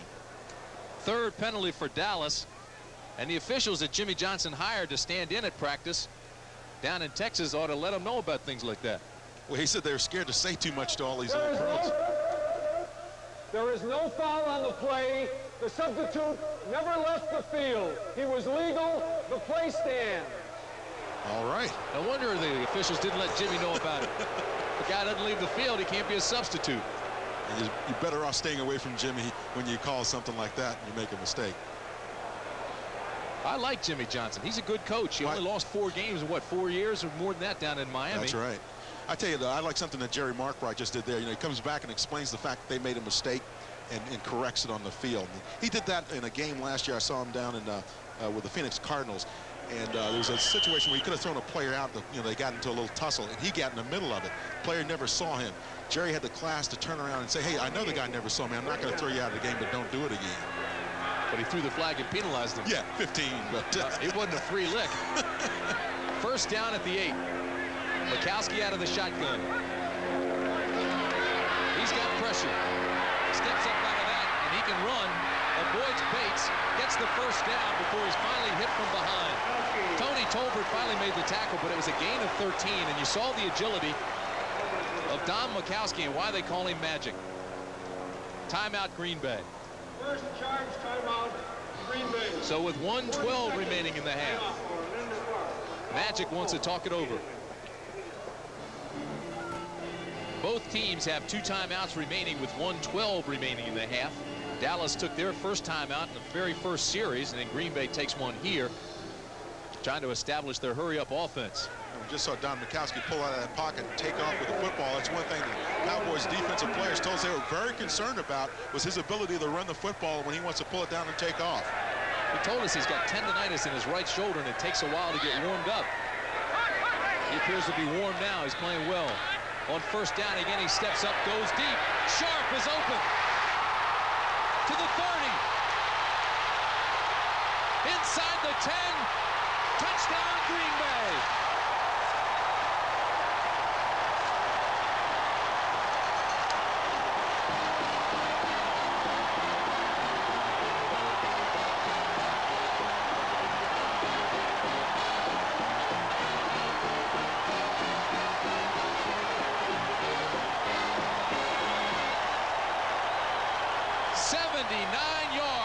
For Sterling Sharp. And he leaves with the football. He'll keep that one, thank you. I guess so. We just talked about Don Mikowski heating up that arm. Boy, that's the way to heat it up. Get downfield long. Chris Jackson for the extra point, and it's good. And just like that, the Packers regain the lead. It's 17-13, and we still have 59 seconds to go in the first half. We talked to Don Mikowski about his maturity and how now he's learned to sit in the pocket and not run when he doesn't have to and be effective sitting back there and throwing long. Now watch him here. He gets good protection from his offensive line, looks downfield, gives his receiver Sterling Sharp an opportunity to make his break about 20 yards downfield on Ron Francis. Now he just airs it out down here in the corner. You see, Sharp has already beaten Francis on the play. Ball just slightly underthrown really to Sterling Sharp. Now he makes a nice move here, comes back against the grain. Ray Horton can't turn around and catch him in time. Now he just heads to the end zone, and it's a foot race from there. Watch the stiff arm. Yeah, nice little stiff arm there. You see, his stiff arms are enough to get into the end zone, spins into the end zone for the touchdown. Sharp has 3 catches, 102 yards, and 1 touchdown. He has 26 catches on the year. Last year, he set a Packer rookie record with 55 receptions. He's 5'11", 200 pounds, out of South Carolina, and he can fly. And Magic, Don Mikowski put it right on the money. Coming up at halftime, Brent and Irv with all the scores, highlights, and latest information. And Leslie Visser has the story of injuries in the NFL, how they affect the players who suffer them and the players who cause them. That's all coming up at halftime on the NFL Today. Jackie's kick is taken by Dixon at the 12. To the 22-yard line, and Dixon is dangerous. He's had a couple big returns, one of 89, one of 37, and this one for 13. He's kind of solidified his position on those special teams. He sure has. You know, along with Leslie Visser and what she's going to do on the NFL Today, it's interesting. The Players Association just did a study on players and how leaving the game affects them. It's amazing to see the kinds of problems players have adjusting to life after football, and the numbers of players that have that same kind of problem. And they did 2 studies, one on players previous to 1970 and after 1970. It's very, very enlightening. I suspect both mentally and physically. Absolutely. 2 guys here with degenerative arthritis. First down at the 22. Herschel Walker Powers his way to the 27-yard line. Nice counter tray blocking on that. Backside guard and tackle, pull out, lead the play around the right side of the offensive line for the Cowboys. Dallas takes its second timeout with 47 seconds remaining in the half. Tim Harris, John Anderson made the tackle. Anderson is the defensive captain as you look at Steve Walsh. Talking to David Shula and Jimmy Johnson. Tell you why they call that the counter tray or the counter OT, that play. What you do is you pull your backside guard and tackle and block everybody on the front side of the play. That's the side you're going to run to down. Let that guard and tackle pull out and lead the play on the opposite side of the offensive line. And then you pull your running back, Herschel Walker, up behind you. A counter OT. And Mike Ditka brought it to Chicago when he came from Dallas with Tom Landry. And I know we ran it a great deal. Harris trying to incite the crowd, trying to get everybody involved. He got in trouble from the officials last week for that. Second down and 4 at the 28. Walsh has pressure. This is Sargent to the 35, to the 37-yard line. Clock continues to move at 36. Steve Walsh is very calm in the pocket, though. Sean Patterson, 96, came in and put some pressure on him. He just backed up and threw the ball downfield to Broderick Sargent. Tiger Green will get credit for the tackle. You see the clock there. It continues to move. Shotgun now for the Cowboys. Again, there's pressure. Walsh goes deep to Irvin, and it's overthrown. Good coverage by Dave Brown, the longtime veteran, on Michael Irvin. And I want to say something else, too. Kevin Gogan, number 66, offensive tackle for the Cowboys, is doing an extraordinary job against Tim Harris, who does that outside linebacker, number 97. Last week, we told you Tim Harris had 4 sacks against the Atlanta Falcons. And watch him here working against Gogan. Gogan does a nice job of getting some separation there. Good punch. Lean on your guy. Push him away from your quarterback. That allows Steve Walsh to step up in the pocket. Stepnowski gets a good shot there, and Patterson late as well. Harris, the NFL sack leader. Second down and 10. More importantly, only 15 ticks of the clock remain in the half. Walsh, Michael Irvin to the 40-yard line. 8 seconds remain. A gain of 22 yards. The tackle made by Van Jakes. Boy, you know, as the Cowboys get a little bit more experience in these situations, maybe then you have your receiver break to the sideline instead of to the middle of the field. Cowboys take their last timeout. Watch here, Michael Irvin on the left side of your screen is going to make the reception from Steve Walsh. The key, though, that you want your receiver to do in this situation, you don't want to burn your last time out. And that's what Steve Walsh and the Cowboys have to do here. Now watch Irving. If he has a chance, he's going to try to work to that sideline. Ball's thrown a little bit high, and quite possibly that's how come he didn't have the opportunity to get out of bounds. But that's what you want your receiver to do down there, get out of bounds and save yourself a timeout. Third catch for Irvin today, 33 yards and a touchdown. You see the Cowboys don't have any timeouts remaining. 7 seconds remain. And this is a tough spot now because, you know, you try to kick your field goal from here. You got to do it right now. You don't have another opportunity maybe to get it done. If you run a play, you get 4 seconds maybe for the pass play. But then if you don't complete the ball out of bounds, you got to throw it away to stop the clock and give yourself a chance to kick the field goal. Well, they're out of range for virtually anything but a cannon. Exactly. So it's first down at the 40 with 7 seconds remaining in the half. Walsh to Irvin. I don't think he caught it. He did catch it, but I thought he was on the line. I mean, I didn't think it was complete. It should not have been ruled complete. Boy, he really nailed both feet down on that one. That was a very nice catch here. Let's watch him on the sideline. Watch him get both feet in here. He looks down there, and ooh, he's got that foot on the line. He's got it on the line. At least from this angle. Let's look at it from another angle. Let's look at it from another angle, though, to see if sometimes the. Boy, that's close. You mean you didn't believe me? I was watching his feet. A gain of 13. They mark it there, but they're going to review it. After further review, the play stands. First down. Boy, because the angles can be deceptive on plays. But what happens sometimes, and if you got to watch, you have to rely on your people down on the field sometimes because the angles on television can be very deceptive, particularly when you're shooting from this side. It appears that his foot is on that white line, but you know, you rely on those guys down on the field for some things. So Roger Ruzick is on to attempt a 46-yard field goal. That's a big play if this thing goes. Snap was good. The hold is good. The kick is long enough. But it's no good.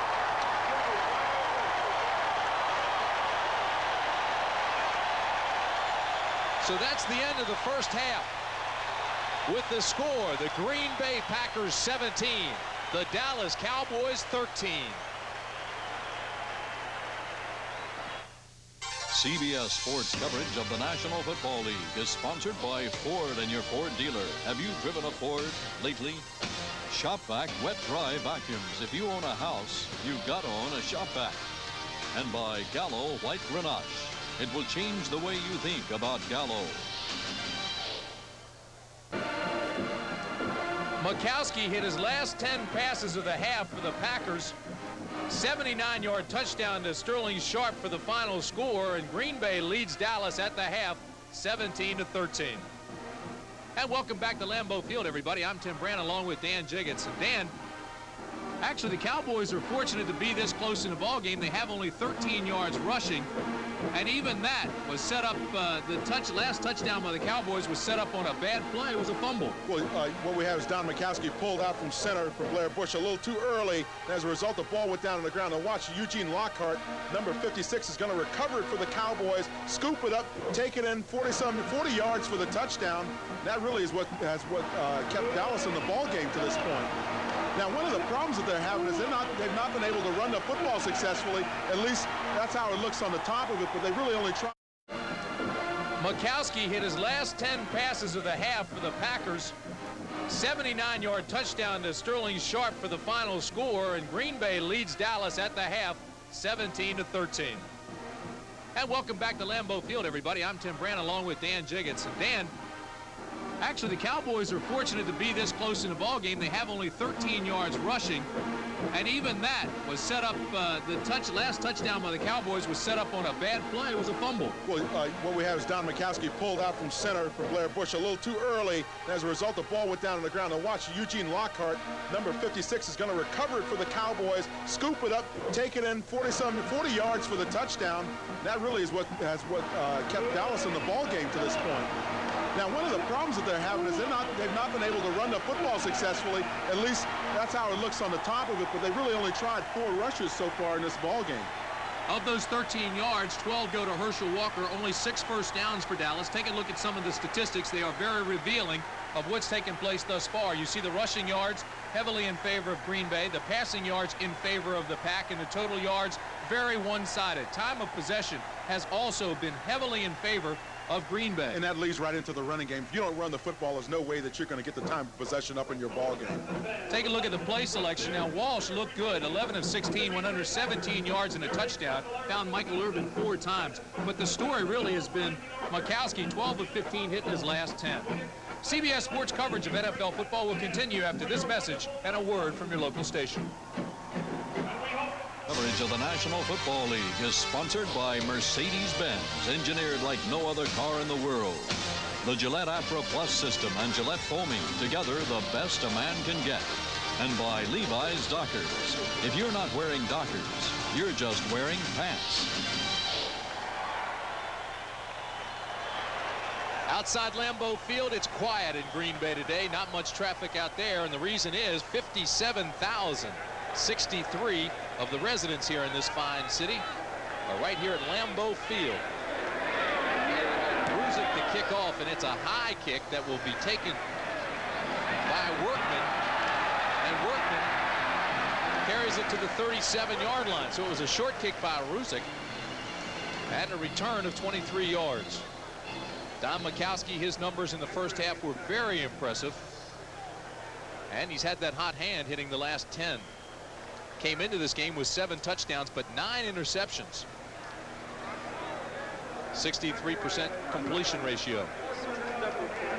And look at those numbers. Completion ratio, as you mentioned, 63%, 59 and 79, 861 yards, 7 touchdowns, and the key, only 2 interceptions. That's what he's been doing in the second half this year. Yeah.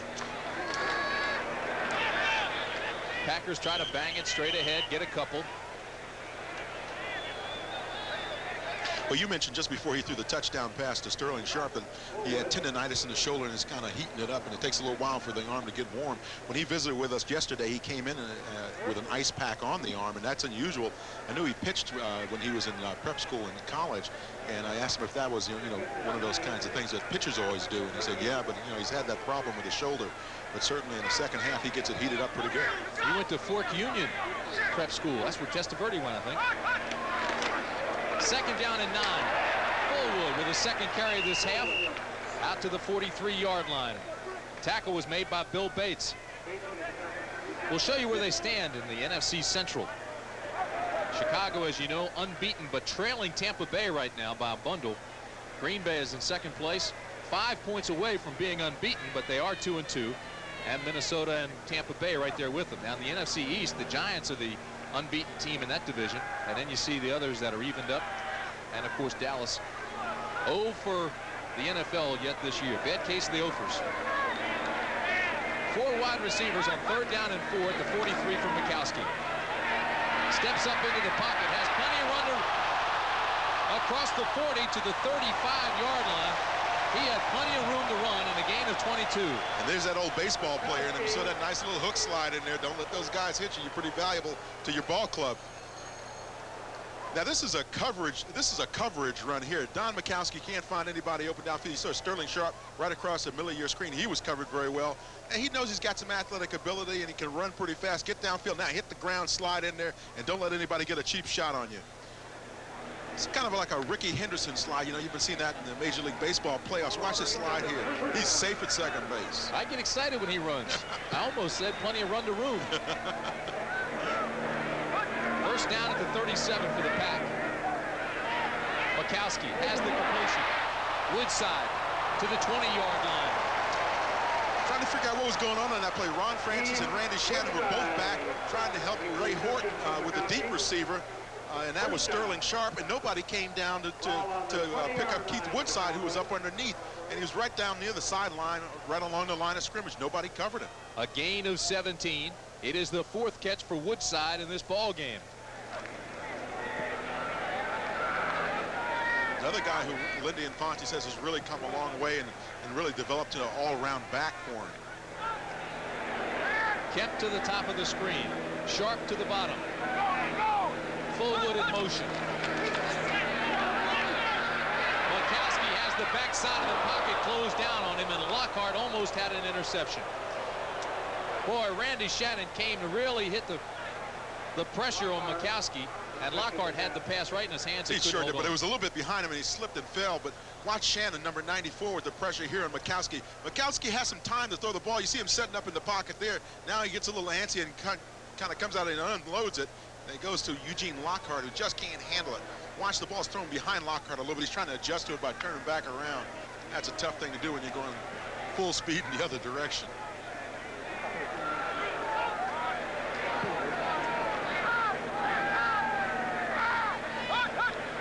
On 2nd and 10, play action, overthrown. And Mikowski just threw that ball over the head of Fullwood because there was a whole lot of pressure coming, and Del Rio left Mikowski on the ground. It seems like when the Packers get down here in that red zone, near that 20-yard line or inside the 20-yard line, Dallas is bringing a lot of folks to try to rush the passer a little bit. And so far it's been fairly successful for him on a couple of different occasions. Look at Jimmy Johnson. The first time the Cowboys have been back to Lambeau Field since the Ice Bowl back in 1967, New Year's Eve. And who can forget the quarterback sneak by? Bart Starr. Bart Starr. I was talking to Dick Nolan, who's on that Cowboys staff, and Max McGee, who announces for Green Bay up here, and they were going over some old notes about that game. Both of them were in it. 3rd down and 10. Again, there's pressure, and again, Mikowski has to unload it. There is a flag. I believe it's defensive holding downfield. Now we got another one back in the backfield of the Packers, so we may have offsetting. Mikowski's checking his right arm, make sure it's all right.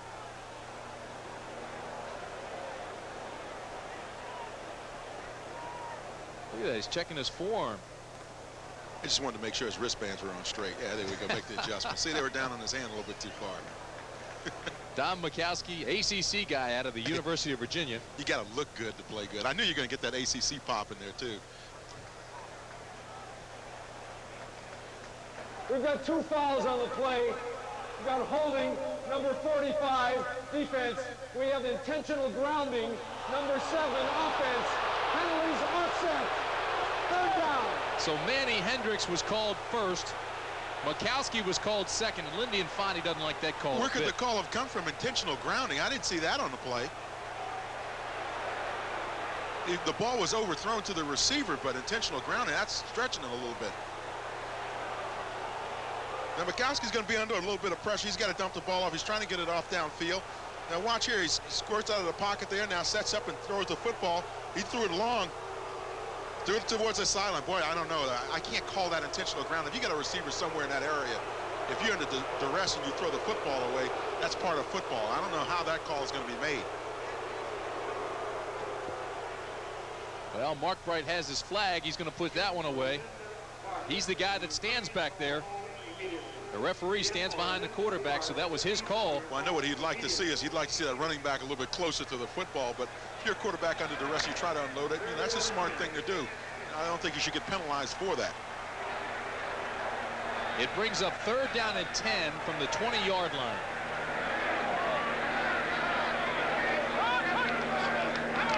Mikowski has a whole lot of receivers down here to the left side. This ball is incomplete. It was tipped at the line of scrimmage. But he had 3 receivers on the left side of the field and never looked off that way. It was intended for Sterling Sharp. He had 3 of them who basically made their cuts in different areas of the field, but they all made their cuts along the same line. And that's why I was a little confusing to figure out even who he was throwing to on the play. He had Kemp, Query, and then deep he had Sharp. Chris Jackie is on to attempt the field goal. It'll be a 38-yard attempt.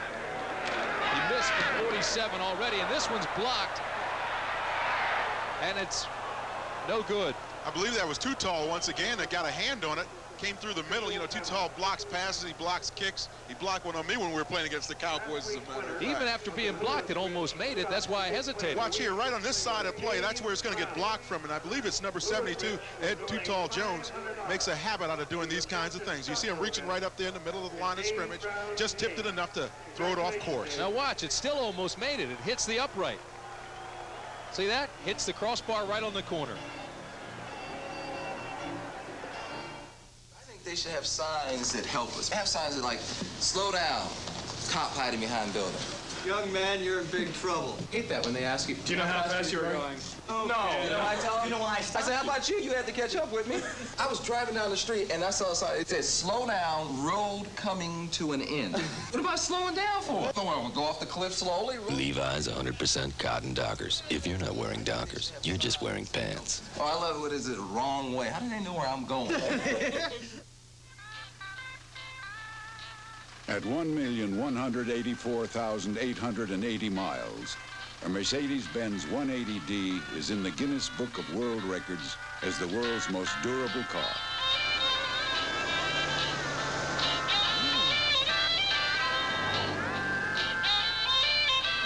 Just how far can a Mercedes actually go? Frankly, nobody knows.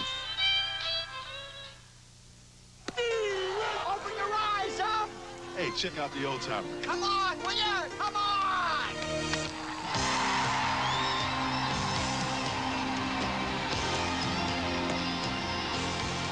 I got it. I got it. I got it. It was the chance of a lifetime. I know.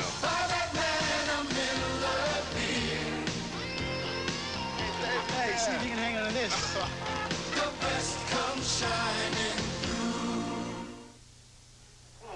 You know, Tim, looking at the Cowboys press guy, Ed Jones has batted down 82 passes in 9 seasons since the stats were first kept. And, of course, 14 last season. Of course, that was a field goal, but I'd like to see his numbers on those as well. He did get credit for blocking that field goal. Cowboys have first down. This is Herschel Walker. Needs a block from Irvin, and Irvin blocks him right into Herschel. But Herschel will be close to a first down. Gain of 9.5. We talked with Ed Too Tall Jones yesterday about a lot of things, you know, how he survived for 15 years in the National Football League and, you know, kind of that Nolan Ryan type of thing. How do you just keep hanging on and doing a good job at it, too, by the way. And he mentioned something that's pretty interesting about how the game has changed a great deal in terms of how people play now with pain and that kind of thing, and how they're not like the old throwbacks were. Drew Pearson was telling me that it is really an upset if you ever see Ed Too Tall Jones in the training room. Just never goes in there. You kind of got a kick out of that when you mentioned that. I really did. The only thing he tapes are his joints on his hand, and now he puts a couple of wraps of tape around his ankles only because he'll get fined if he doesn't. This is cosmetics. Herschel has the first down.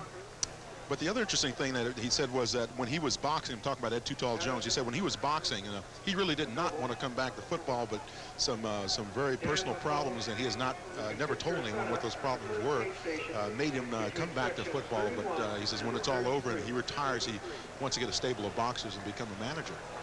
Said he didn't even tell his family the reason why he stopped boxing with a 6-0 record and came back to football. He said he was emphatic when he left football that he was not coming back, and he meant it. He did not want to come back to football, but he has, and he's played well. Last year, one of his best seasons ever. 38 years old. Like Kareem Jabbar, he just keeps getting better. Herschel Walker, left side. Tackle made by Mark Murphy. And there's no telling how long Too Tall can play. He's still in great shape, and he still plays well.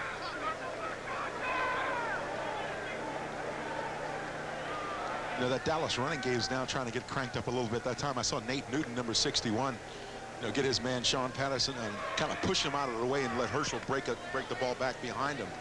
Got a chance to visit with Nate yesterday, and he's a very comical guy too. When you get Nate in the same room with Michael Irvin and Herschel Walker, it'd be kind of a lot of fun. Second down and 7 for Dallas.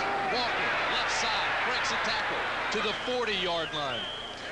If the Cowboys want to be successful in the second half, they have got to run Herschel Walker. They got to put the ball in his hands and Johnston's hands and allow these guys to get the running game going, because that's the only way you're going to use up the clock. That's the only way you're going to keep the ball out of Don Mikowski's hands. And if he's got a hot hand in the second half, you better do that. 2 plays ago, it was Herschel running around the left side for 9, ran right up the back of Michael Irvin, and they were laughing about that last night when we were sitting and chatting. That's right. Michael told him, he says, Herschel, if you run up my back one more time, I'm not going to block for you. He didn't. If he had thrown the block, they would have had the first. 4th straight running play for Dallas. It's 3rd down and 2 at the 40. Walker again. Spins off, gains 1. Brian Noble met him head on. It'll bring up 4th down and short. Brian Noble's a real solid linebacker for the Packers. Every year, and you look around, you look at who leads the team in tackles, who's right up there, and Brian Noble's always there playing solid linebacker for the Pack. Mike Saxon comes on 4th and 1. Cowboys are not going to go for it. And one thing Jimmy Johnson said yesterday, you won't see any fake punts either. Yeah, that's right. Jeff Query is deep for the Pack. He stands at the 17-yard line. Said the fake punts have been put on ice.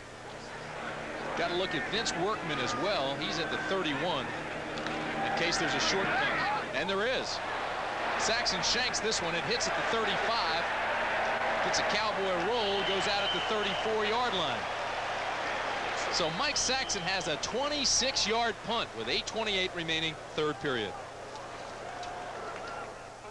Next Sunday, our NFL coverage continues at 11:30 Central Time with the NFL Today. Then you'll see either San Francisco at Dallas, that's where Dan and I will be, or Green Bay at Minnesota.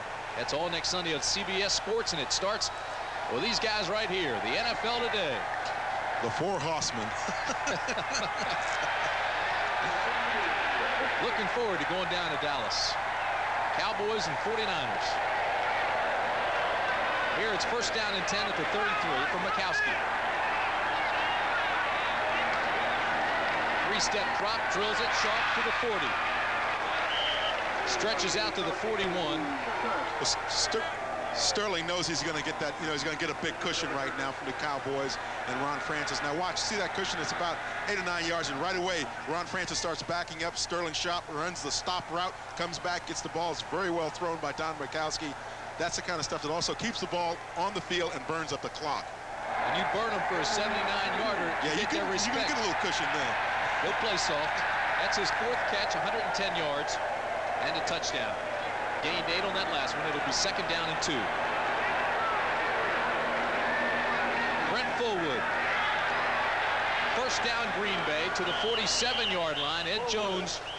Tim, we talked about how Brent is running with a lot of determination. You saw that time. It took about 4 or 5 Cowboys to finally stop him. That's what you want to see out of your running backs when they carry that ball up into the line of scrimmage. Demand some respect from the defense, and that's what Brent Fullwood's doing. Watch him here on the play again. Number 21 right in the middle of your screen, takes the handoff from Mikowski, and he just punishes that defense when he gets the ball.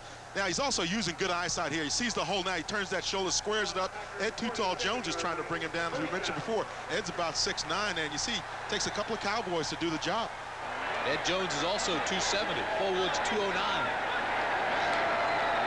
There he is again on first down. Boy, this time Lockhart really tags him. Lockhart wasn't first there. Hamill was, but I'll tell you, Lockhart cleaned up pretty well. Eugene came in and they call him the hitting machine, and this now you can see why. Here he is right in the middle of your screen, number 56. Now watch him put the shot there on Brent Fullwood. Ooh, boy, he delivered on that one. Got that shoulder all the way in there. See, Hamill got him low, set him up, and Lockhart just came in. A little Timmy and Lassie action. Tucked the tail, sky the eyes, and put him on his back. 75 yards and 19 carries now for Fullwood. It's second down and 8.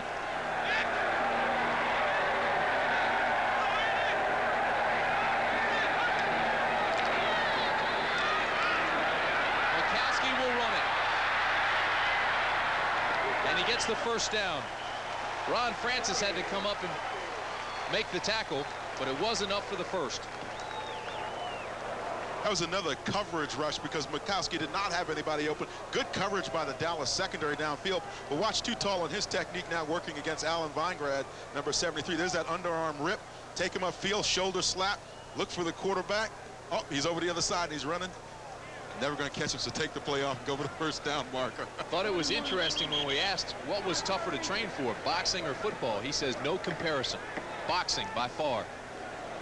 You know, there's no timeouts in boxing, and there's no place substitutions. To hide. We mentioned how successfully Don Mikowski's been running the football. He's got 41 yards as opposed to the Dallas offense with only 34.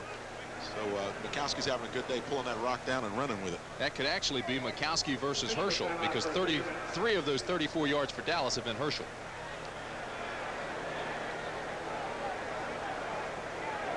Well, I gave him the first down and I was a little bit quick. He still has to go about 2 more inches. So it'll be third down and a couple of inches. You know, it's funny, you look at Mikowski's name, everybody wants to call him Magikowski, but the J is silent. And even when we talk to the quarterbacks from the Cowboys, they call him Magikowski. Steve Walsh did. But he likes the nickname Magic. Oh, yeah. He even considered maybe I should be called Don Magic. He comes up with a couple more of those 79 yards to Sterling Sharp, and I think there'd be no problem changing his name. Haddix in the backfield with Workman.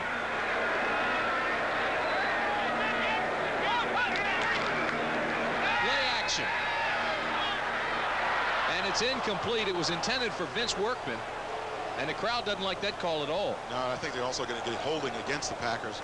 Flag thrown right in the offensive line. You see the offensive lineman talking to the officials with their arms out. You know it's trouble.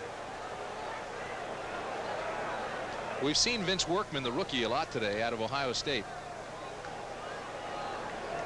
Holding number 65, offense, third down. Ron Hallstrom. Third penalty of the game for Green Bay. 2 have been on Hallstrom. But I was going to mention Workman. Infante really likes Workman. He's not really ready yet to play, says Infante, but he says that he is some kind of tough. And he really likes the way he does play, and he thinks he's going to be here for a long, long time. Pretty complete back for him. You know, it was funny on that play, the penalty, as a result of Dallas accepting the penalty, the offense for the Packers had to come back on the field. They were all the way over on the sideline on the bench. They thought it was going to be fourth down. Third and 11 now at the 46. Look at the pack all lined up front. Mikowski with a quick drop and a throw to Kemp, and they aren't going to get there. Nice defensive play by Dallas to the 49-yard line. Everson Walls was all over him, but boy, did the Cowboys load up. They did load up, but you know what, when you have the Packers spreading the field like that on the horizontal and vertical stretch, then all of a sudden you got to respect all of that, so you can't really blitz as much as you want to.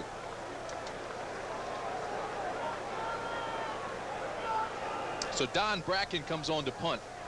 It's only the second punt for him this afternoon. His first punt went 40 yards. Derek Shepard is deep for Dallas. Shepard played with New Orleans the first 3 weeks of the season. First 4 weeks of the season, was acquired this past Wednesday. And Clint Didier downs it for Green Bay at the 21.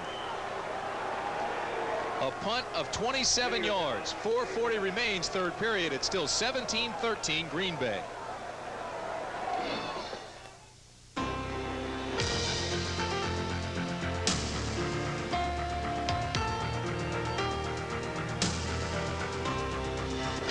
It has been said that a good beer is like a good man.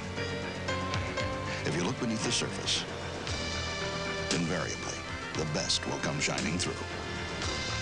Smooth, never bitter Miller Beer. By that man, a Miller beer, the best comes shining through. Recently, Road and Track magazine concluded a search for the world's 5 best cars. After exhaustive testing and analysis, they chose 4 exotic sports cars. And even more significantly, only 1 sedan. The Mercedes-Benz 300E.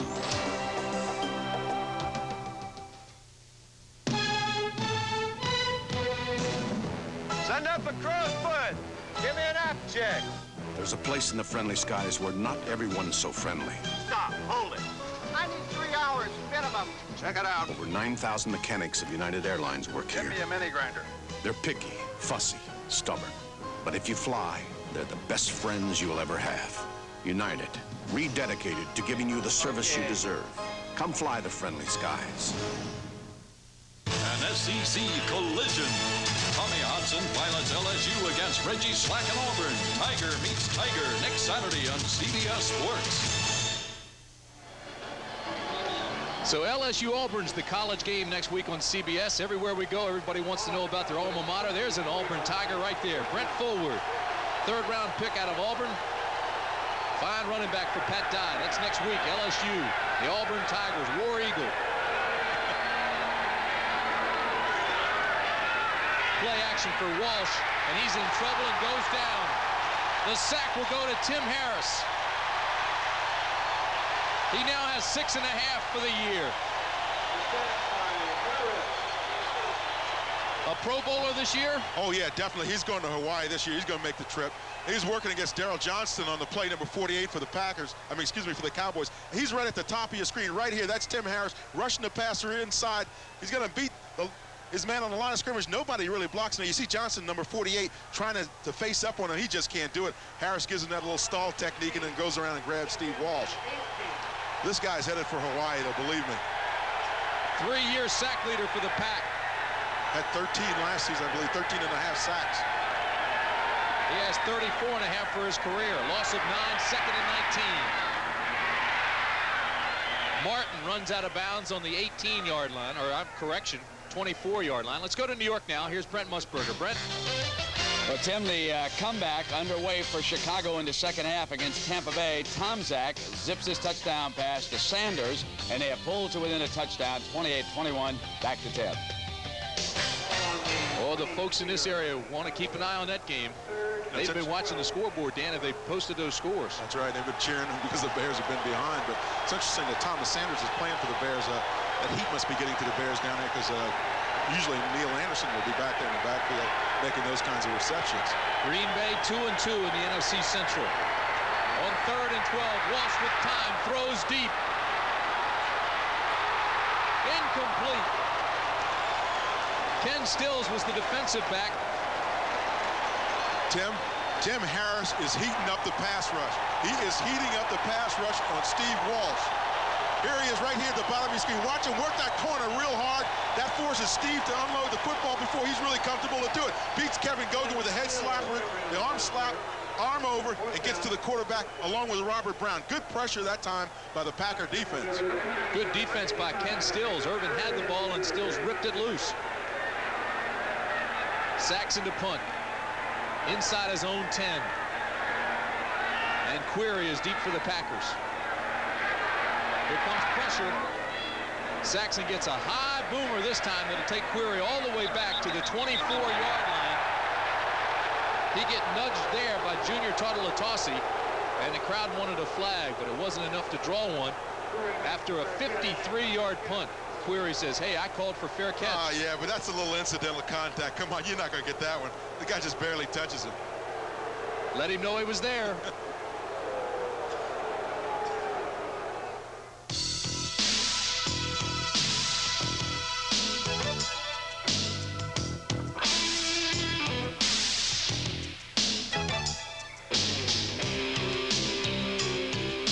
Cold filtered, never heat pasteurized, Miller Genuine Draft.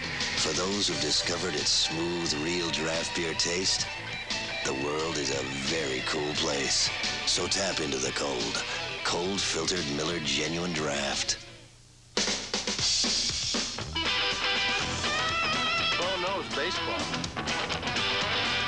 Bo knows football. Bo knows basketball, too. Bo knows tennis? No. Bo knows weights. Bo, you don't know diddly.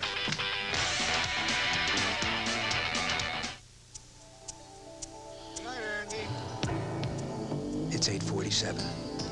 It's 22 degrees. And Andy Cavana's father is learning all about his antifreeze. Dad, where are you? The hard way.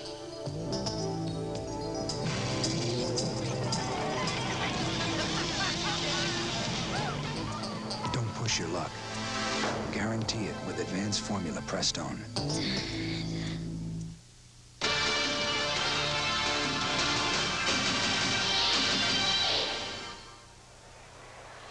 You know what you're seeing Tim a lot Brandt and Dan Jacobs, before you say anything, let me just tell you, this is padding to keep the big guy away from me.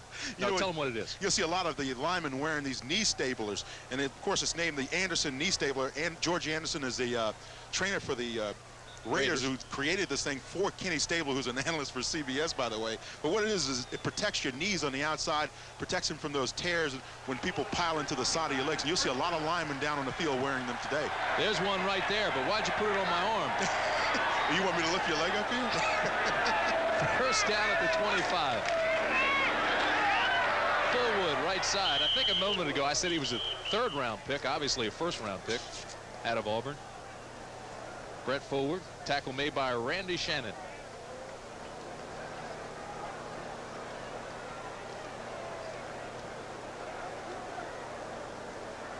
Remember doing those games down there, Auburn, when Fullwood was playing? For Pat Dye. They get it cranked up down there pretty good, huh? Boy, they sure do. Second down and 8 at the 26. Fullwood again breaks a tackle. Looks like he's dancing on the light bulb out to the 33-yard line. Ray Horton finally takes him down. Ray Horton made him dance on the ceiling, though. After a while, he picked him up and pulled his feet up. Look at the comparison there between the running backs. Herschel Walker with 8 rushes, only 8 rushes for 33 yards. Brett Fullwood's had a busy day with 85 yards on 21 rushes. But the key there is Herschel Walker's finally gotten his average per rush up to 4.1 yards. I believe it was at 2.9 coming into this ball game. Herschel had only 8 carries for 10 yards in that first game against New Orleans. That didn't sit well. He was rather vociferous about getting more involved in the offense. 4 wide receivers on third down and 1. Here come the Cowboys. Sharp with a fantastic catch to the 46-yard line, right over top of Ray Horton. Boy, I tell you, Don Mikowski, though, credit Don Mikowski with, again, reading the blitz and dumping the football off on the hot read. This guy's come a long way as a quarterback, sees the field very well, and we talked to him about that. Says he comes over and checks down on 3 different levels now. Watch him complete this one, 12 yards. It's a 5th catch for Sterling Sharp. Makes a nice grab up in the air. A gain of 12. It'll be first down at the 45. Pretty impressive numbers.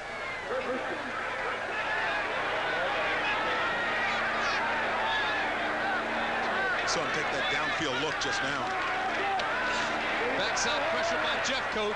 Sharp can't hold on to it. Mikowski unloaded, did a great job getting it out to Sharp, but Sharp couldn't hold it.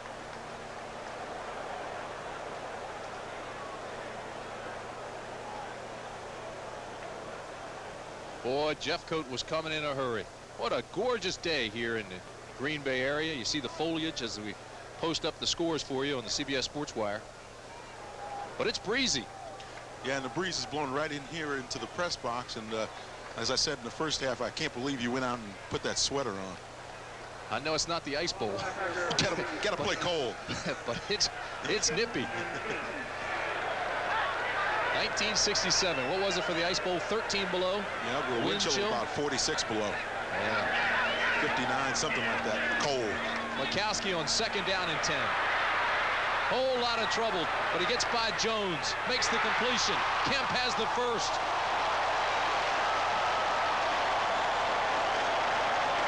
Eugene Lockhart knocked Perry Kemp about 5 yards up the field when he hit him. He hit him so hard.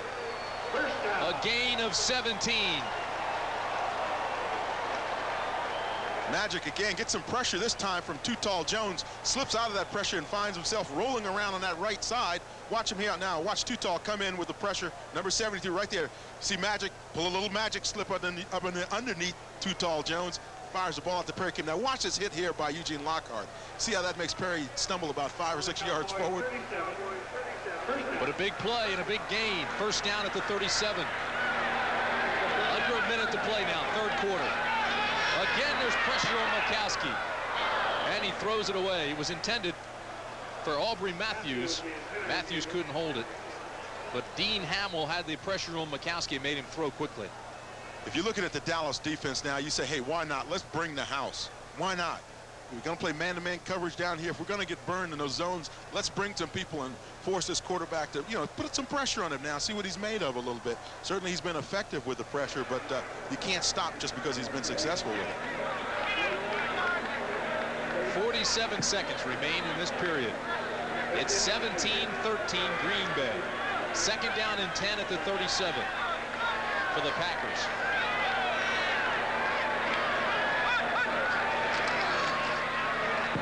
Makowski has a man open. Fontenot, touchdown. 37 yards.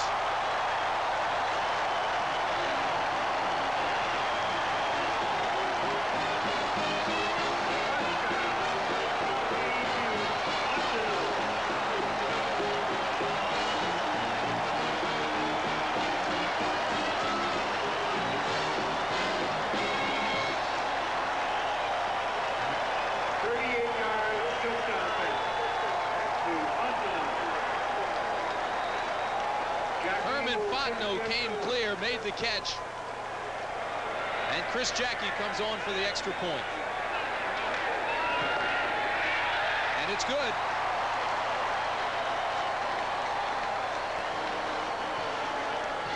(24-13) Green Bay. Okay, now what happened on the play though, Tim, is when Dallas first came up, they came up in a press situation. You see these defensive backs were all covered right down here. Now they moved off and moved back to these positions. Herman Fontenot takes off on the go route, and as a result, he just beats his man on the fly pattern. Now watch this play. He's at the top of your screen, comes around on the outside there. You see him at the top of the screen now, and he's just gone. But it looked like man-to-man. They thought they were going to get the blitz early. They just took off on the play. Fontenot came out of the backfield. Here's another angle of it. You see 27, Herman Fontenot. He's in the backfield, slides out to that sideline up in the top, and takes off. He's working against a linebacker, Randy Shannon, number 94. And Everson Walls has got some deep help on him, but he's just in the end zone before anybody can get back there. Fontenot's first touchdown of the year. Trade with Cleveland. He got here to Green Bay. Second touchdown today. 40 seconds still remain, 3rd period. It's 24-13 Green Bay. Chris Jackie to kick off. James Dixon and Derek Shepard are deep for the Cowboys.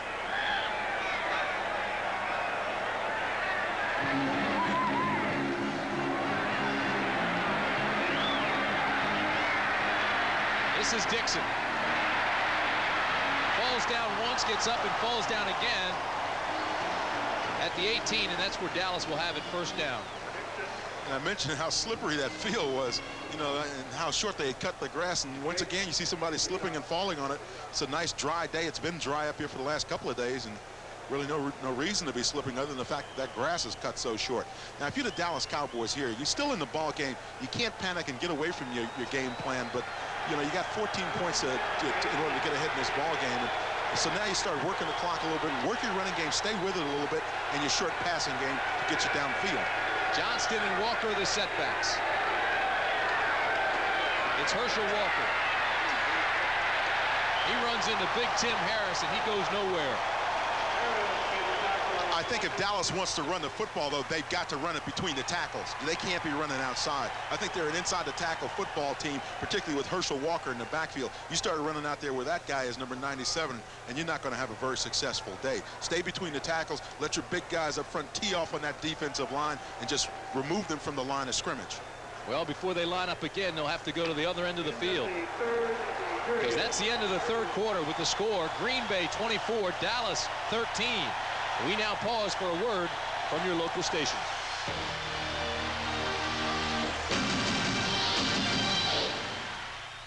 This is CBS. Hi, Cheryl Miller coming to you for Valley Banks with another financial tip. You can avoid many bank service charges by consolidating finances at one bank. Reorganizing your current accounts will often entitle you to numerous free or reduced price services. For help with becoming a smart money manager, see your Valley banker today. Strong, helpful, friendly, that's the Valley Banks. She doesn't know it, but something amazing is about to happen to Sally Johnson at her local Lube Pros. In just 10 minutes, Lube Pros will change the oil using quality Pennzoil. Change the filter, lube the chassis, check belt, PVC valve, air filter, steering shocks, exhaust wipers, tire pressure, top off all fluids, including transmission, power steering, battery, brake, differential, and washer fluid. Clean the windshield, vacuum the interior. You get world-class protection with Pennzoil products. And at Lube Pros, you get a lot more than just an oil change. Register to win one of 100 Dodge Dakota 4x4 pickups to be given away by Pennzoil during the 100th anniversary. Hey, where's the food? How about tacos? Yeah, tacos. Yeah, tacos. Taco Bell introduces tacos to go. Now get our original tacos in a 10-pack for $4.89 or a 6-pack for just $2.94. Packed and ready to go. Anywhere you've got a few hungry friends. Tacos to go. At this price, it won't take much to keep them quiet.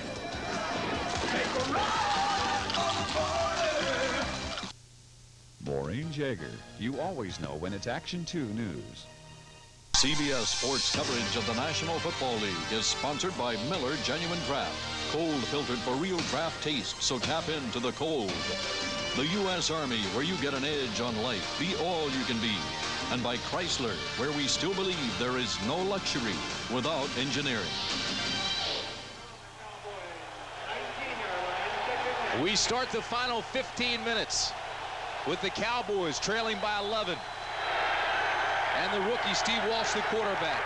This is Herschel Walker with a brilliant cut inside and powers his way out to the 32-yard line. Counter OT. You saw Kevin Gogan leading that play around the left side for the Cowboys. Nice block by him and a nice one by Crawford Kerr allowed Herschel Walker to spring on that play. You also saw, just before we came back, we saw Tim Harris, number 97 for the Packers, working the crowd a little bit. You know, he gets that crowd worked up when he gets down near the end zones. And Jerry Markbright turned around to him and said, cut it out. Look at this, second half points for this season, 97-7. Herschel gained 13, longest run of the day for Walker. First down at the 32 Cowboys. You see Harris running around number 97. He told us he was going to do that, pick his spots and blitz off of that. Hit almost immediately by Bob Nelson, and a flag flies quickly. Tim Harris lined up on the right side. Walsh audibleized, sent the play the opposite way, and there's a flag. 5-yard face mask foul, number 79, defense. It's still first down. That's Bob Nelson, the nose tackle. But you saw Tim Harris bouncing up and down along the line of scrimmage, trying to find that little spot where he wanted to rush in from. But he told us yesterday that's one of the things he's going to do. He's going to be able to, they're going to give him some flexibility to find the right spot on each play and just kind of pick it and go. That's the fourth penalty for Green Bay. It'll be 1st and 5 at the 37.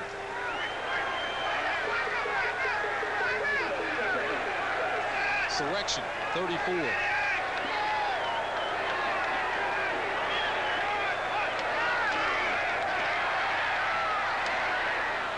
Irvin has the completion. It'll be a first down for the Cowboys. This one out to the 44-yard line. And Ron Pitts will get credit for that tackle.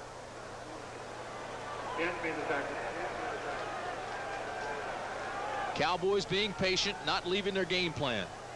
And that's what you really have to do in this situation. You can't panic and just start throwing the football all over the park unless you know how to do that very well. Stay with your game plan, use your running game, and effective passing game short, and you'll get down there.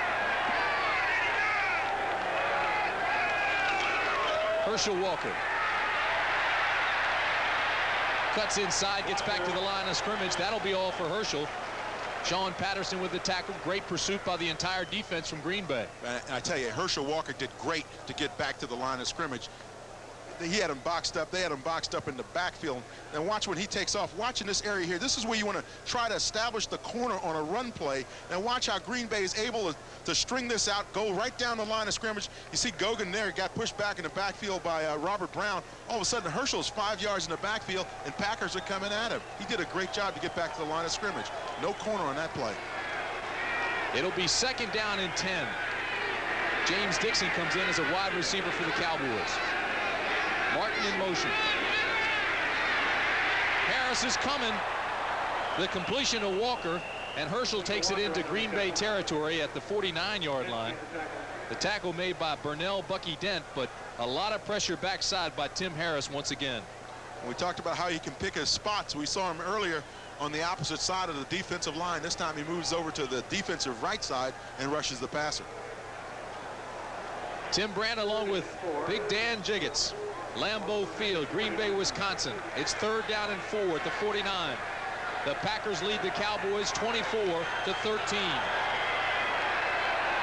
The quarterback for Dallas in his first NFL start is Steve Walsh right there.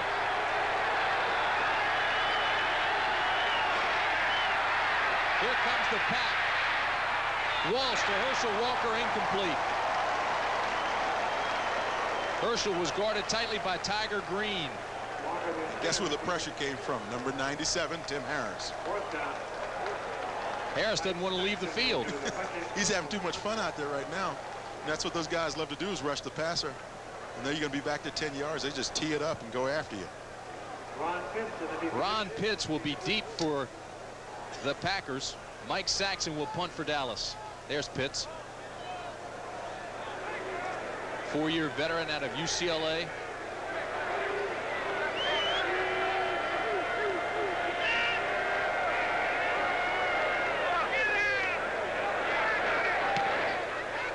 A wobbly kick.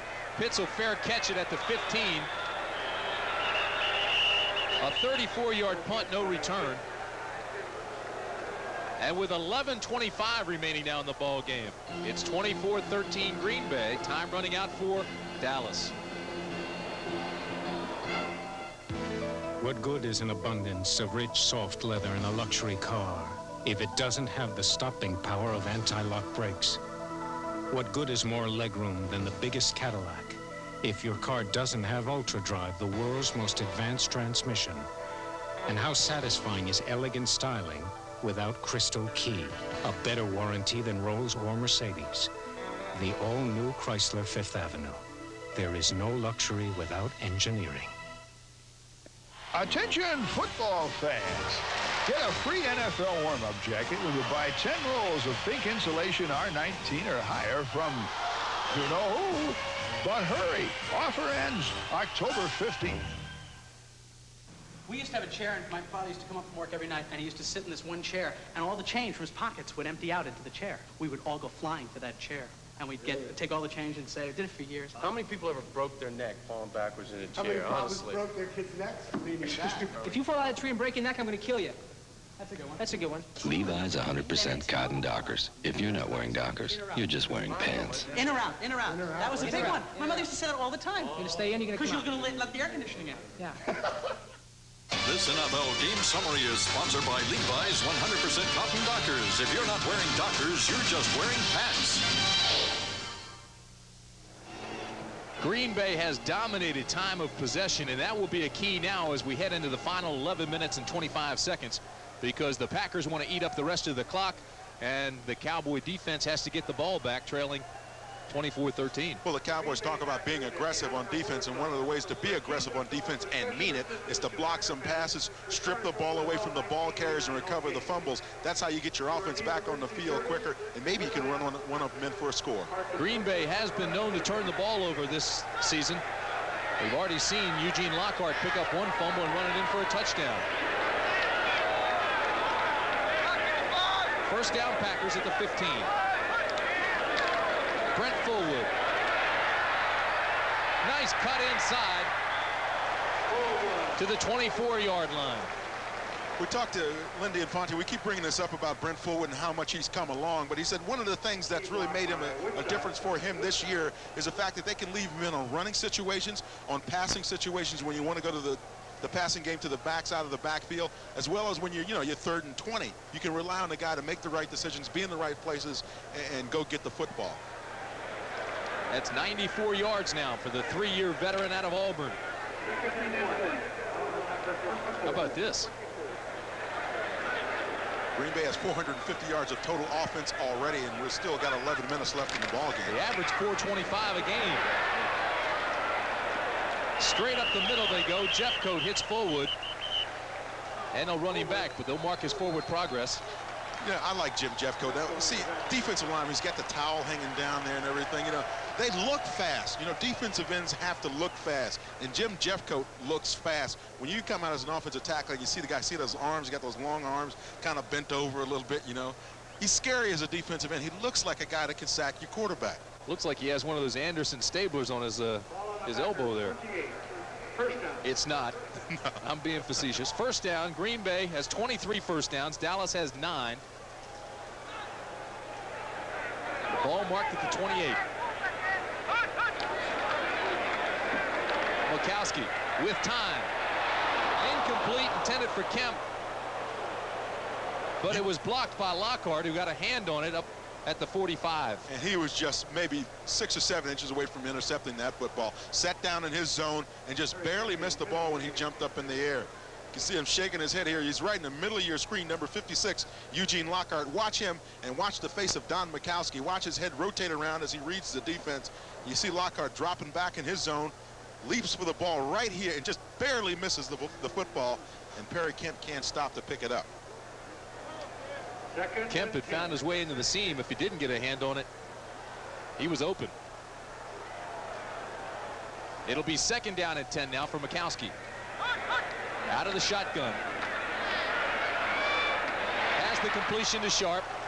It won't be enough for a first down, I don't think, depending on where they mark it, but it will be awfully close. Lockhart with the tackle. We'll check the mark. Sterling Sharp here working up on the top of your screen, number 84. I see the quarterback's coming up trying to get a press on him. He gets a hand shot on him right there, but then he drops back into the zone. That's Vince Albritton, and he leaves him for the linebackers to pick up. Now, if you're going to come up and give a shot on the guy and stay in the press, chances are you want to stay with that receiver, not go to a zone. Why don't you just stay man-to-man, right? You're right.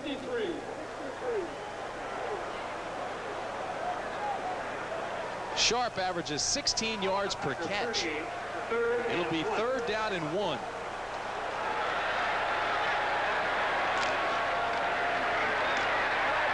First down, Green Bay. Fullwood went up in that hole with authority and went head-on into Randy Shannon. I tell you what, and they ran right over Mandrich here. Now watch number 77. Watch his blocking. They just bring down that whole defensive line of the Cowboys. Look at Tony Mandrich.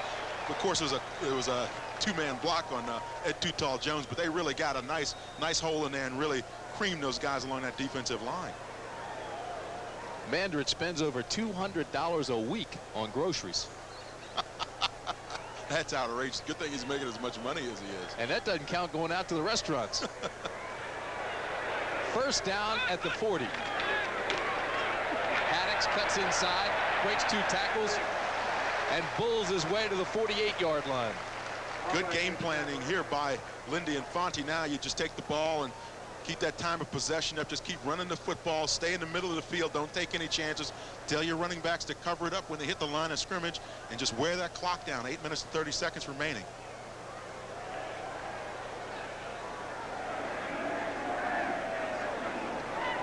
Dallas has got to try to strip the ball, make something happen here. You know, the Minnesota Vikings for years were a team that, you know, made you commit turnovers by stripping the ball away, grabbing it. Every time you run with the football, you catch it. They're swatting at the football, and that's what the Cowboys have to learn to do, is get aggressive in that area. 2nd down and 2. Addicks bounces outside across midfield. 1st down into Dallas territory. Right now, let's take you back to New York. Here's Brent Musburger. Brent. All right, Tim, just when the Chicago Bears had closed to within 7 points, the biggest play of the afternoon for the Buccaneers. Tate on the pitch, gets through a hole on a 16-yard run, and it is 35-21 in the 4th quarter. Buccaneers back to 10. All right, Brent, it looks like Green Bay will gain some territory here if things remain status quo. The Packers 178 yards rushing, Dallas only 45. We've got 7:24 remaining in the ball game. 11-point Green Bay lead. This is Haddix. This time he loses a couple. Ray Horton filled quickly for the Cowboys on the corner. You know, earlier this week, I was at a press conference where Mike Ditka was there, and he was talking about how the Central Division is tightening up all around. You know, Minnesota's always been up there with the Bears for the last 6-7 years. Green Bay, he mentions, as a team is really coming along a great deal, and Tampa Bay says is earning a lot of respect, and I think it's earning even more respect from him today as they're losing to the Buccaneers down in Tampa Bay. And the crowd likes it. It was just announced to the crowd here at Lambeau Field. Standing room only. In this old stadium. 6:34 remain now. McCaskey on 2nd down and long goes up top. Incomplete. It was intended for Sharp. Ron Francis had good coverage downfield for the Cowboys, though. Sterling Sharp ended up playing defensive back on that play, reaching in and slapping it away from Ron Francis, who had the interception set up. Here's another look at it. You see Francis is on the inside. He's got the inside technique. He will not allow Sterling Sharp to get back to the ball. Reaches up, and it's just tipped right there by Sterling Sharp. Good defensive play by Sharp. Really was. That's an interesting way to put it, but that's exactly right. He prevented the interception. 3rd and 12. Coming up, our NFL doubleheader action continues. San Francisco at New Orleans. Coming up next here on CBS. 6 defensive backs now for Dallas. 3rd and 12. Incomplete. It was intended for Aubrey Matthews. Matthews has had a knee problem. Orlando Infante said he would be a starter here. 4-year veteran out of Delta State. Couldn't hang on there. And Green Bay will have to give it up. Aubrey Matthews was a fairly successful receiver with the Atlanta Falcons before coming up here. So Bracken comes on to punt. Derek Shepard will be standing at the 10. Shepard is dangerous. High knuckleball. Shepard at the 7. Spins out to the 13-yard line. So a 43-yard punt, 6-yard return, and the tackle was made by Brian Noble, the linebacker. We've got 6 minutes and 12 seconds remaining.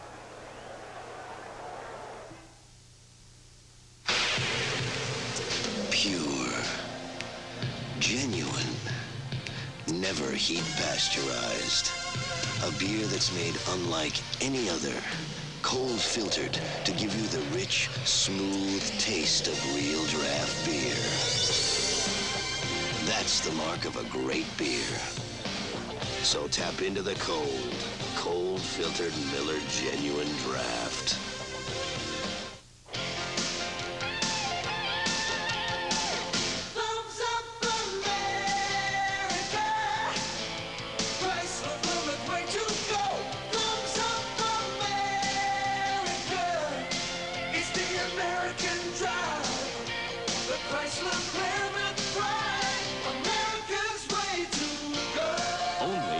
Chrysler Plymouth dealer. America's way to go. You're looking sharp. You're looking good. You've come so far, and we know how to make the most of who you are. Where the race is run, you're the champion. Gillette, The Gillette Atra Plus system and Gillette Foamy Shave Cream, together the best a man can get. They call the man Montana. Mighty Joe turbocharges the Niners against the Saints. A Superdome shootout today. You know, the last time these two teams played up here was during the Ice Bowl, and right here, this is the area where the famous touchdown was scored in the Ice Bowl, with Green Bay taking it in over Jethro Pugh, and I think every fan of football in the National Football League remembers that play. It was right there. Sorry, Max McGee earlier down the field talking with Dick Nolan about that same spot. They were trying to find it. I was a senior in high school. You were a sophomore. No, I was a freshman. First down for Walsh. He's in trouble, and he's sacked by Harris. His third.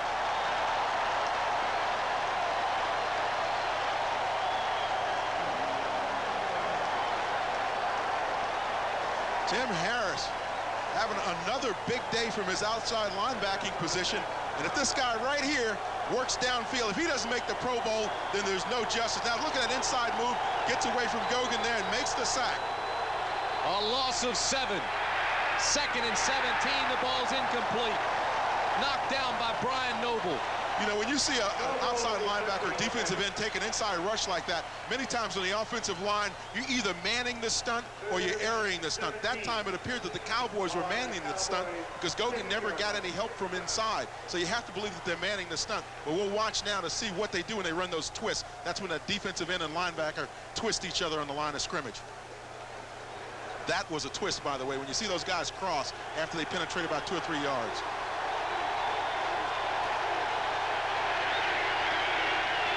Third and 17.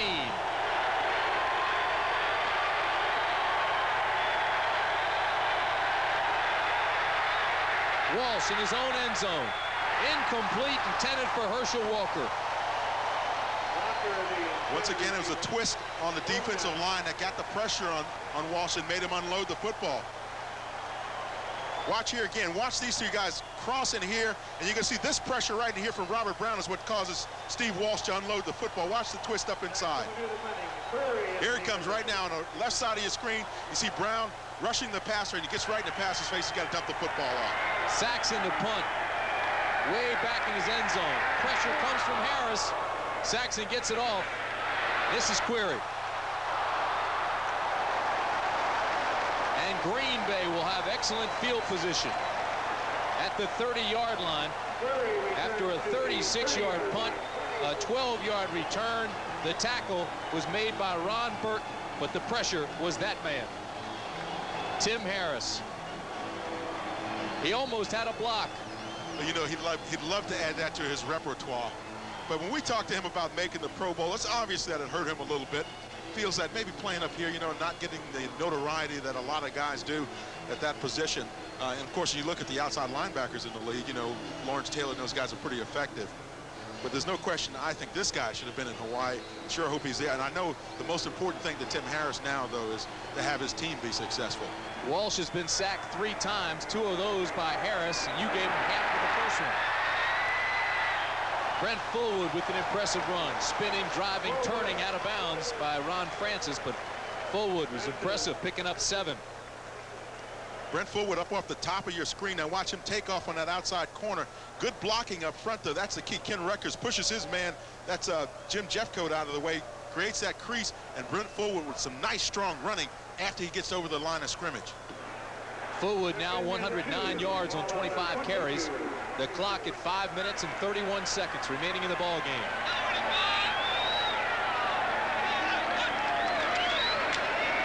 Fullwood carries tacklers to the 15. I love it when a running game works that well. When you got a running back running that hard up in the middle of that offensive line, it just looks great. That's what offensive football is all about, lining it up. This is what the Cowboys would love to be able to do with Herschel Walker. Just get that running back up in the middle of that offensive line, remove the defense from the line of scrimmage, and just keep pushing the pile towards the end zone and burning up that clock. That clock is burning, too. Under 5 minutes. Herschel's looking at that block and that Brent Fullwood's getting and going, hey, man, I could really use a little bit of that. But, you know, with all the things going on in his life right now with the trade rumors and all the rest of that, you got to wonder how settled can a guy be coming into a ball game. Again, if you're just joining us, the feeling is that Herschel will be traded maybe as early as this week in Dallas when the NFL owners meet. He turned down 2 offers this past week. Negotiations will start at $2 million per year. An interesting thing that Herschel said was, you know, above and beyond all the rest of this stuff with all the money and all of that, the thing that he's trying to do in his life is he wants his professionals to handle the contract negotiations and trades and such, but he wants to keep football fun for himself. And the way to do that, he feels, is to remove himself from all of that and just play football. But it's hard to do that when somebody's talking about your future. He said he can afford to do that. He doesn't care. He doesn't need football financially. But it does play on your mind, nonetheless. He's a good businessman and a good person. 2nd down and 11. Green Bay. Play action from Mikowski. Has a man wide open. Didier to the 5-yard line.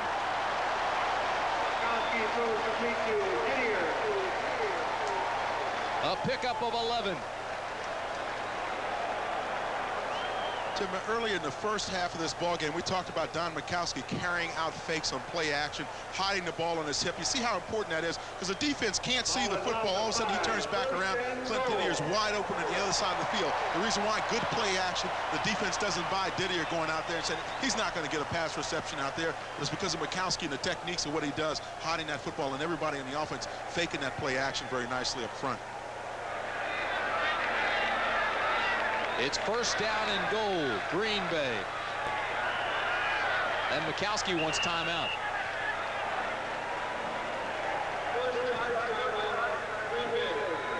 He's having a big day. And he leads 24-13 with 3 minutes and 50 seconds remaining. Working to be the best they can be. Teammates, sponsored by the U.S. Army. Hall of Famer Y.A. Tittle was one of the finest passers of his day. Wide receiver R.C. Owens, one of the game's great natural athletes. Together, they saved many a game with a prayer of a pass and a honey of a catch. Although opponents knew it was coming, the arm of Tittle and the leaping ability of Owens made the play work. As teammates, their individual talents created the alley-oop pass and made Tittle and Owens the best they can be. Most of my friends don't know what they're going to do after graduation, but I've already locked in guaranteed skill training in the Army. Qualify now and you can reserve even the Army's most sought-after technical training, up to 12 months in advance, through the Army's delayed entry program. Sure, being a soldier won't be easy, but then nothing worth having ever is.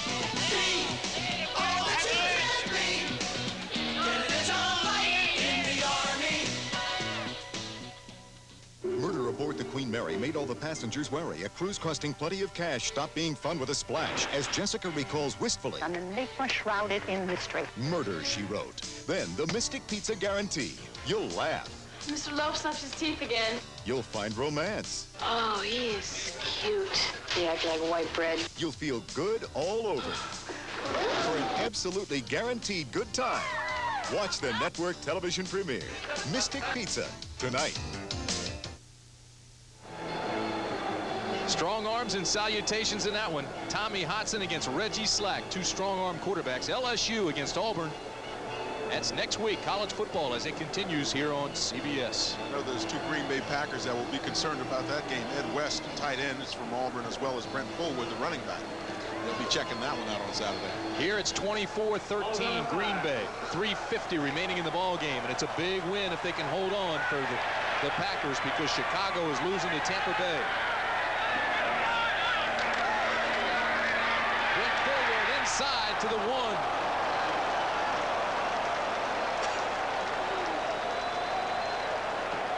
Tony Tolbert makes the stop at the 1.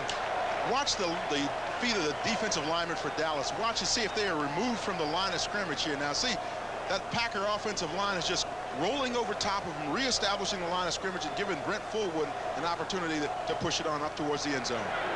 Here's that Chicago score. Green Bay can pull within a game of the Bears. But I'll tell you this, Testaverde hurt his knee in that game. We don't know how seriously for Tampa Bay. Second down from the 1. Mikowski loses yardage to the 4. Eugene Lockhart, number 56, got help from Vince Albritton. You see number 56, that's Eugene Lockhart right there in the middle of your screen. Now watch him play off of here, play off a couple of blocks, eyeball the receiver, the running back, just go in there and make the tackle on Mikowski. That's the play Magic ran earlier in the game. That's right. Exactly the same, and he dropped the football. Eugene Lockhart is on it like a cheap suit. How cheap? About as cheap as that jersey looks the way he cut it up. It's 3rd and goal from the 4. There's timeout. It's one of the shorter timeouts. 40 seconds. 40 seconds. Mikowski, 19 of 30, 300 yards, and 3 touchdowns. Well, you know, when you look at his second half numbers all the way through this part of the regular season, they've been fabulous. Finally, they did what they had to, what they've been talking about doing for a long time, getting things rolling in the first half of the football game. He told us yesterday that this time last year, it was all he could do just to look over and get the signals from the sidelines, remember the terminology, and make the call in the huddle. He said once that was done, then he had to come up to the line of scrimmage and start reading. He said by that point he was wasted. And when he had to start reading, he realized he was illiterate. But now this year, he's really doing a great job. I mentioned before about the way he looks over the line, looks over the defense, and kind of reads through the different levels of what the linebackers are doing. He said his key read, though, is he tries to see through the linebackers to the defensive backs, and that's the way he makes his reads for passing. He looks awfully comfortable. He sure does. Not only with the terminology, but with the game plan. 3rd and goal from the 4.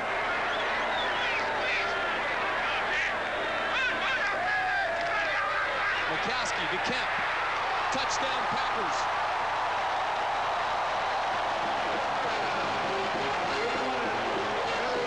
I think that was a little weak by Perry Kemp.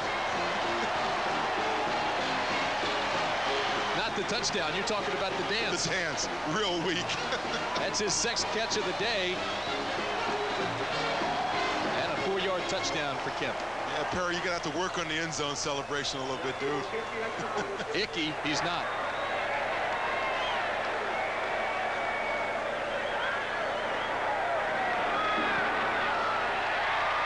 And Chris Jackie's extra point is good. 31-13 with 2:33 remaining. 42, the Bears, 21. Now Perry Kemp is coming right at you in motion now. Mikowski just unloads and realizes he's got a blitz situation. Kemp just bows his head and goes on in the end zone now. But see, this is the bad part. Now watch the knee action here on Perry Kemp. That's the thing that I really don't like. I don't think he had the knees up high enough. So that's kind of ugly there. I don't know. I can't live with that. Looks pretty good to me. The touchdown did.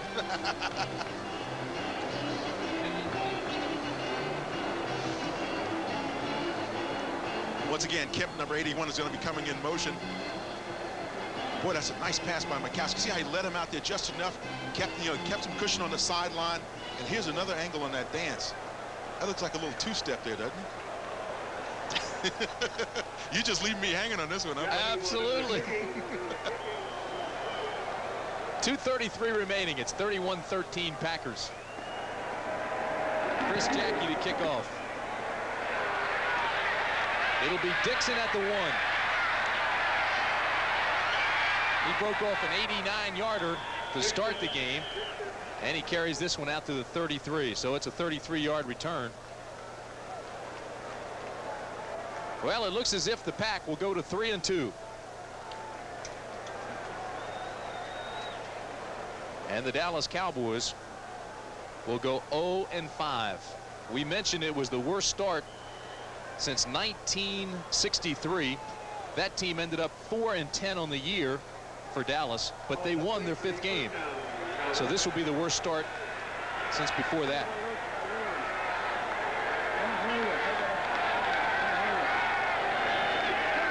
Walsh.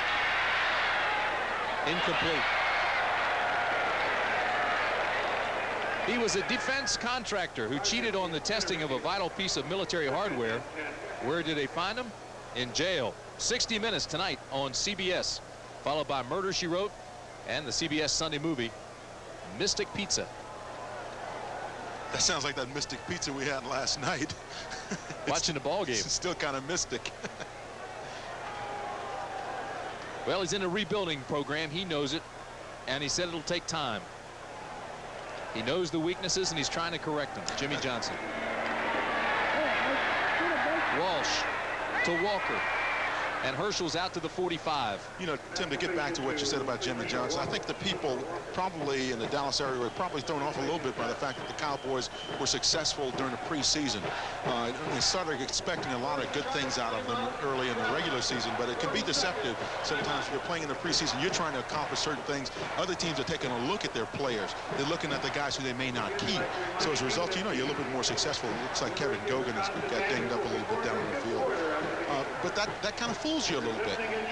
And so what you have to do now is you come into the regular season, you got to realize it's going to be a tough road to hoe for a little while. And just kind of settle in and stay in there for the long pull. Here's Kevin Gogan. He's number 66. Watch up here right at the top of your screen. We're going to see what happened to him on the play. He's working against Tim Harris. Tim gives him an inside move. Now he comes back, and boy, he just runs into Steve Walsh, and Mike Weddington was rushing the passer from the other side. Looked like he just got that arm stuck in there and got it jammed a little bit.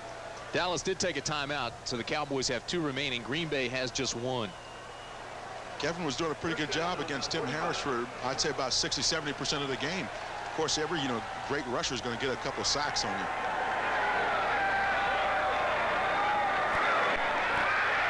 Walsh to Kelvin Martin.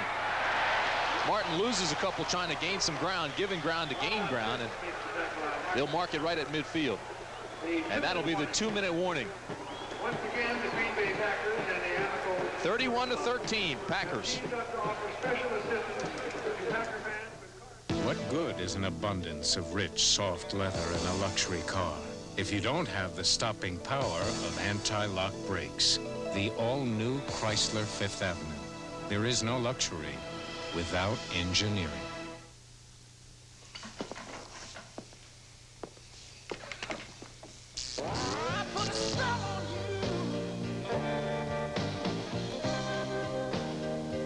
Miller Genuine Draft. I was hoping you'd say that.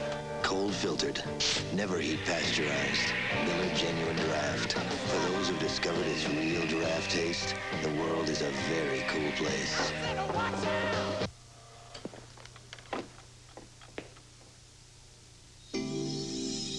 Glad to be in America, back in the good old USA. I've been missing my baby, the sweet green earth, and a pure simple meal made America's way. A lean quarter pounder hot off the grill with crispy golden fries. America's meat and potatoes. I'm home. That's McDonald's. What good is more legroom than the biggest Cadillac if you don't have UltraDrive, the world's most advanced transmission? The all-new Chrysler Fifth Avenue. There is no luxury without engineering. This will truly be an interesting week in the National Football League. The owners will convene and meet in Dallas, Texas, beginning Tuesday. We presume it'll be a 3-day meeting. They will talk about a new commissioner. Jim Finks still appears to be the leader. They will talk about trades when it comes to the Dallas Cowboys. The Cowboys need players. Walsh now has to play with Aikman hurt. The guy who can really bring in players would be a trade with Herschel Walker. And it is assumed that will happen. 2nd down and 5 for Walsh. Has the completion.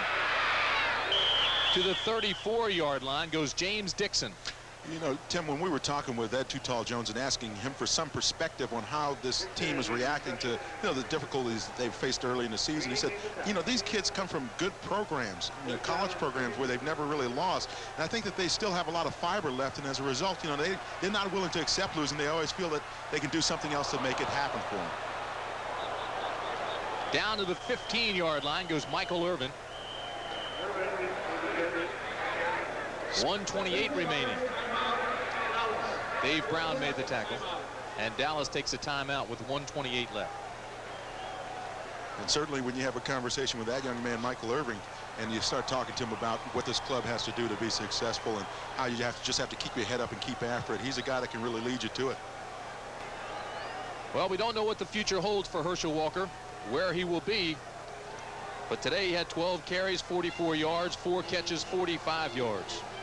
You think it'll be his last game in Dallas? I think it very well could be. I think that they make a trade, though, like Jerry Jones was saying earlier when we started this broadcast. You make that kind of trade with a guy like him, you've got to not only get draft choices, but also players that are going to make an instant impact on your club. That is starters, guys that you can rely on defensively. Well, he refused 2 deals this past week as they were presented. We don't want to say those teams are out of it, but as they were presented at the time, Herschel Walker did not take those offers. If I were a betting man, I'd say that he may very well end up with the New York Giants, but back with his old blocking back Maurice Carthon. He still has a home in the New Jersey area. I think that's the place he really wants to be. He called Maurice, asked for some information, made some contacts. Walsh goes for it all. This is Walker, intercepted. Tiger Green made the interception. Interception by Tiger Green.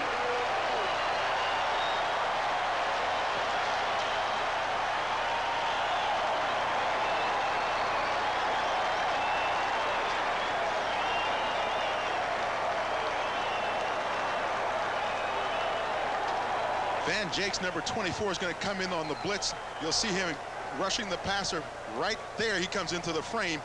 Steve Walsh unloads it, and I tell you, Tiger Green has perfect position on the play against Herschel Walker. He looks like the receiver on the play. Read it all the way, knew where Herschel was going on the post route, and just stayed with him.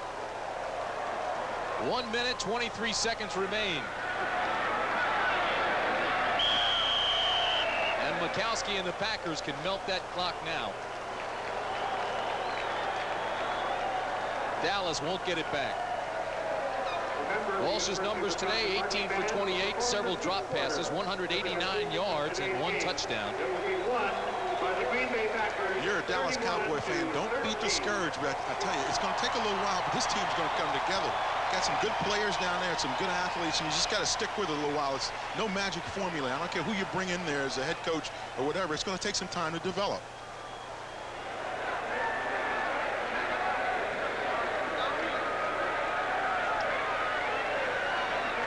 Mikowski takes his time before the next kneel-down play.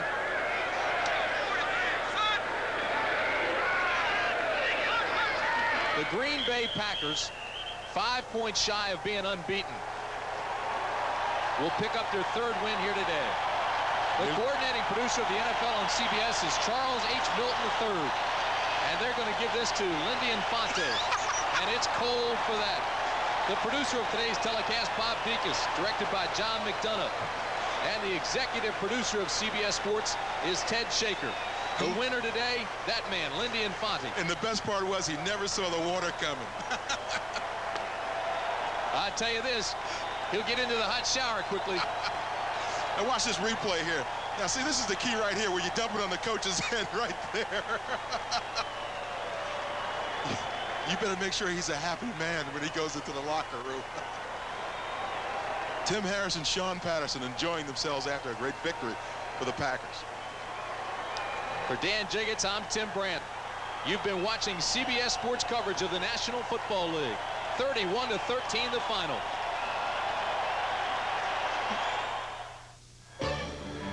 One airline works harder than any other to make sure that a good landing not only means getting you there on time, but landing your bag in your hand on time as well. United. Come fly the friendly skies. Bill, you know, I don't know what I like better. Having to come from behind in the second half, or today, halftime, we're leading, what, 17-13. I'm going, I don't like this. I don't like this. It was a strange feeling, wasn't it? What was this all about? Yeah. I didn't know. Everyone in the press box was going, I don't know what's going on here. Can they pull it out? We'll find out, right? For the first time this season, the Packers actually had knuckles that were flesh-torn in the 4th quarter, not white as in previous 4 contests, right? Packers topped Dallas this afternoon 31-13 to win their 2nd game of the year already at Lambeau Field. There were a lot of big plays in the game for the Pack. The longest and the best, this 79-yard scoring pass from Don Mikowski to Sterling Sharp. Sharp cut it back and stiff-armed the defensive back to get in. The Packers never looked back from that point. 31-13 the final. Sterling with 6 catches, 132 yards. We'll have much, much more coming up in just a couple of minutes on Packers Sunday. Jared, tickets so hard to come by, believe it or not. 56,900 some tickets sold. Only 457 no-shows out of 56,000 plus. When's the last time we've seen that?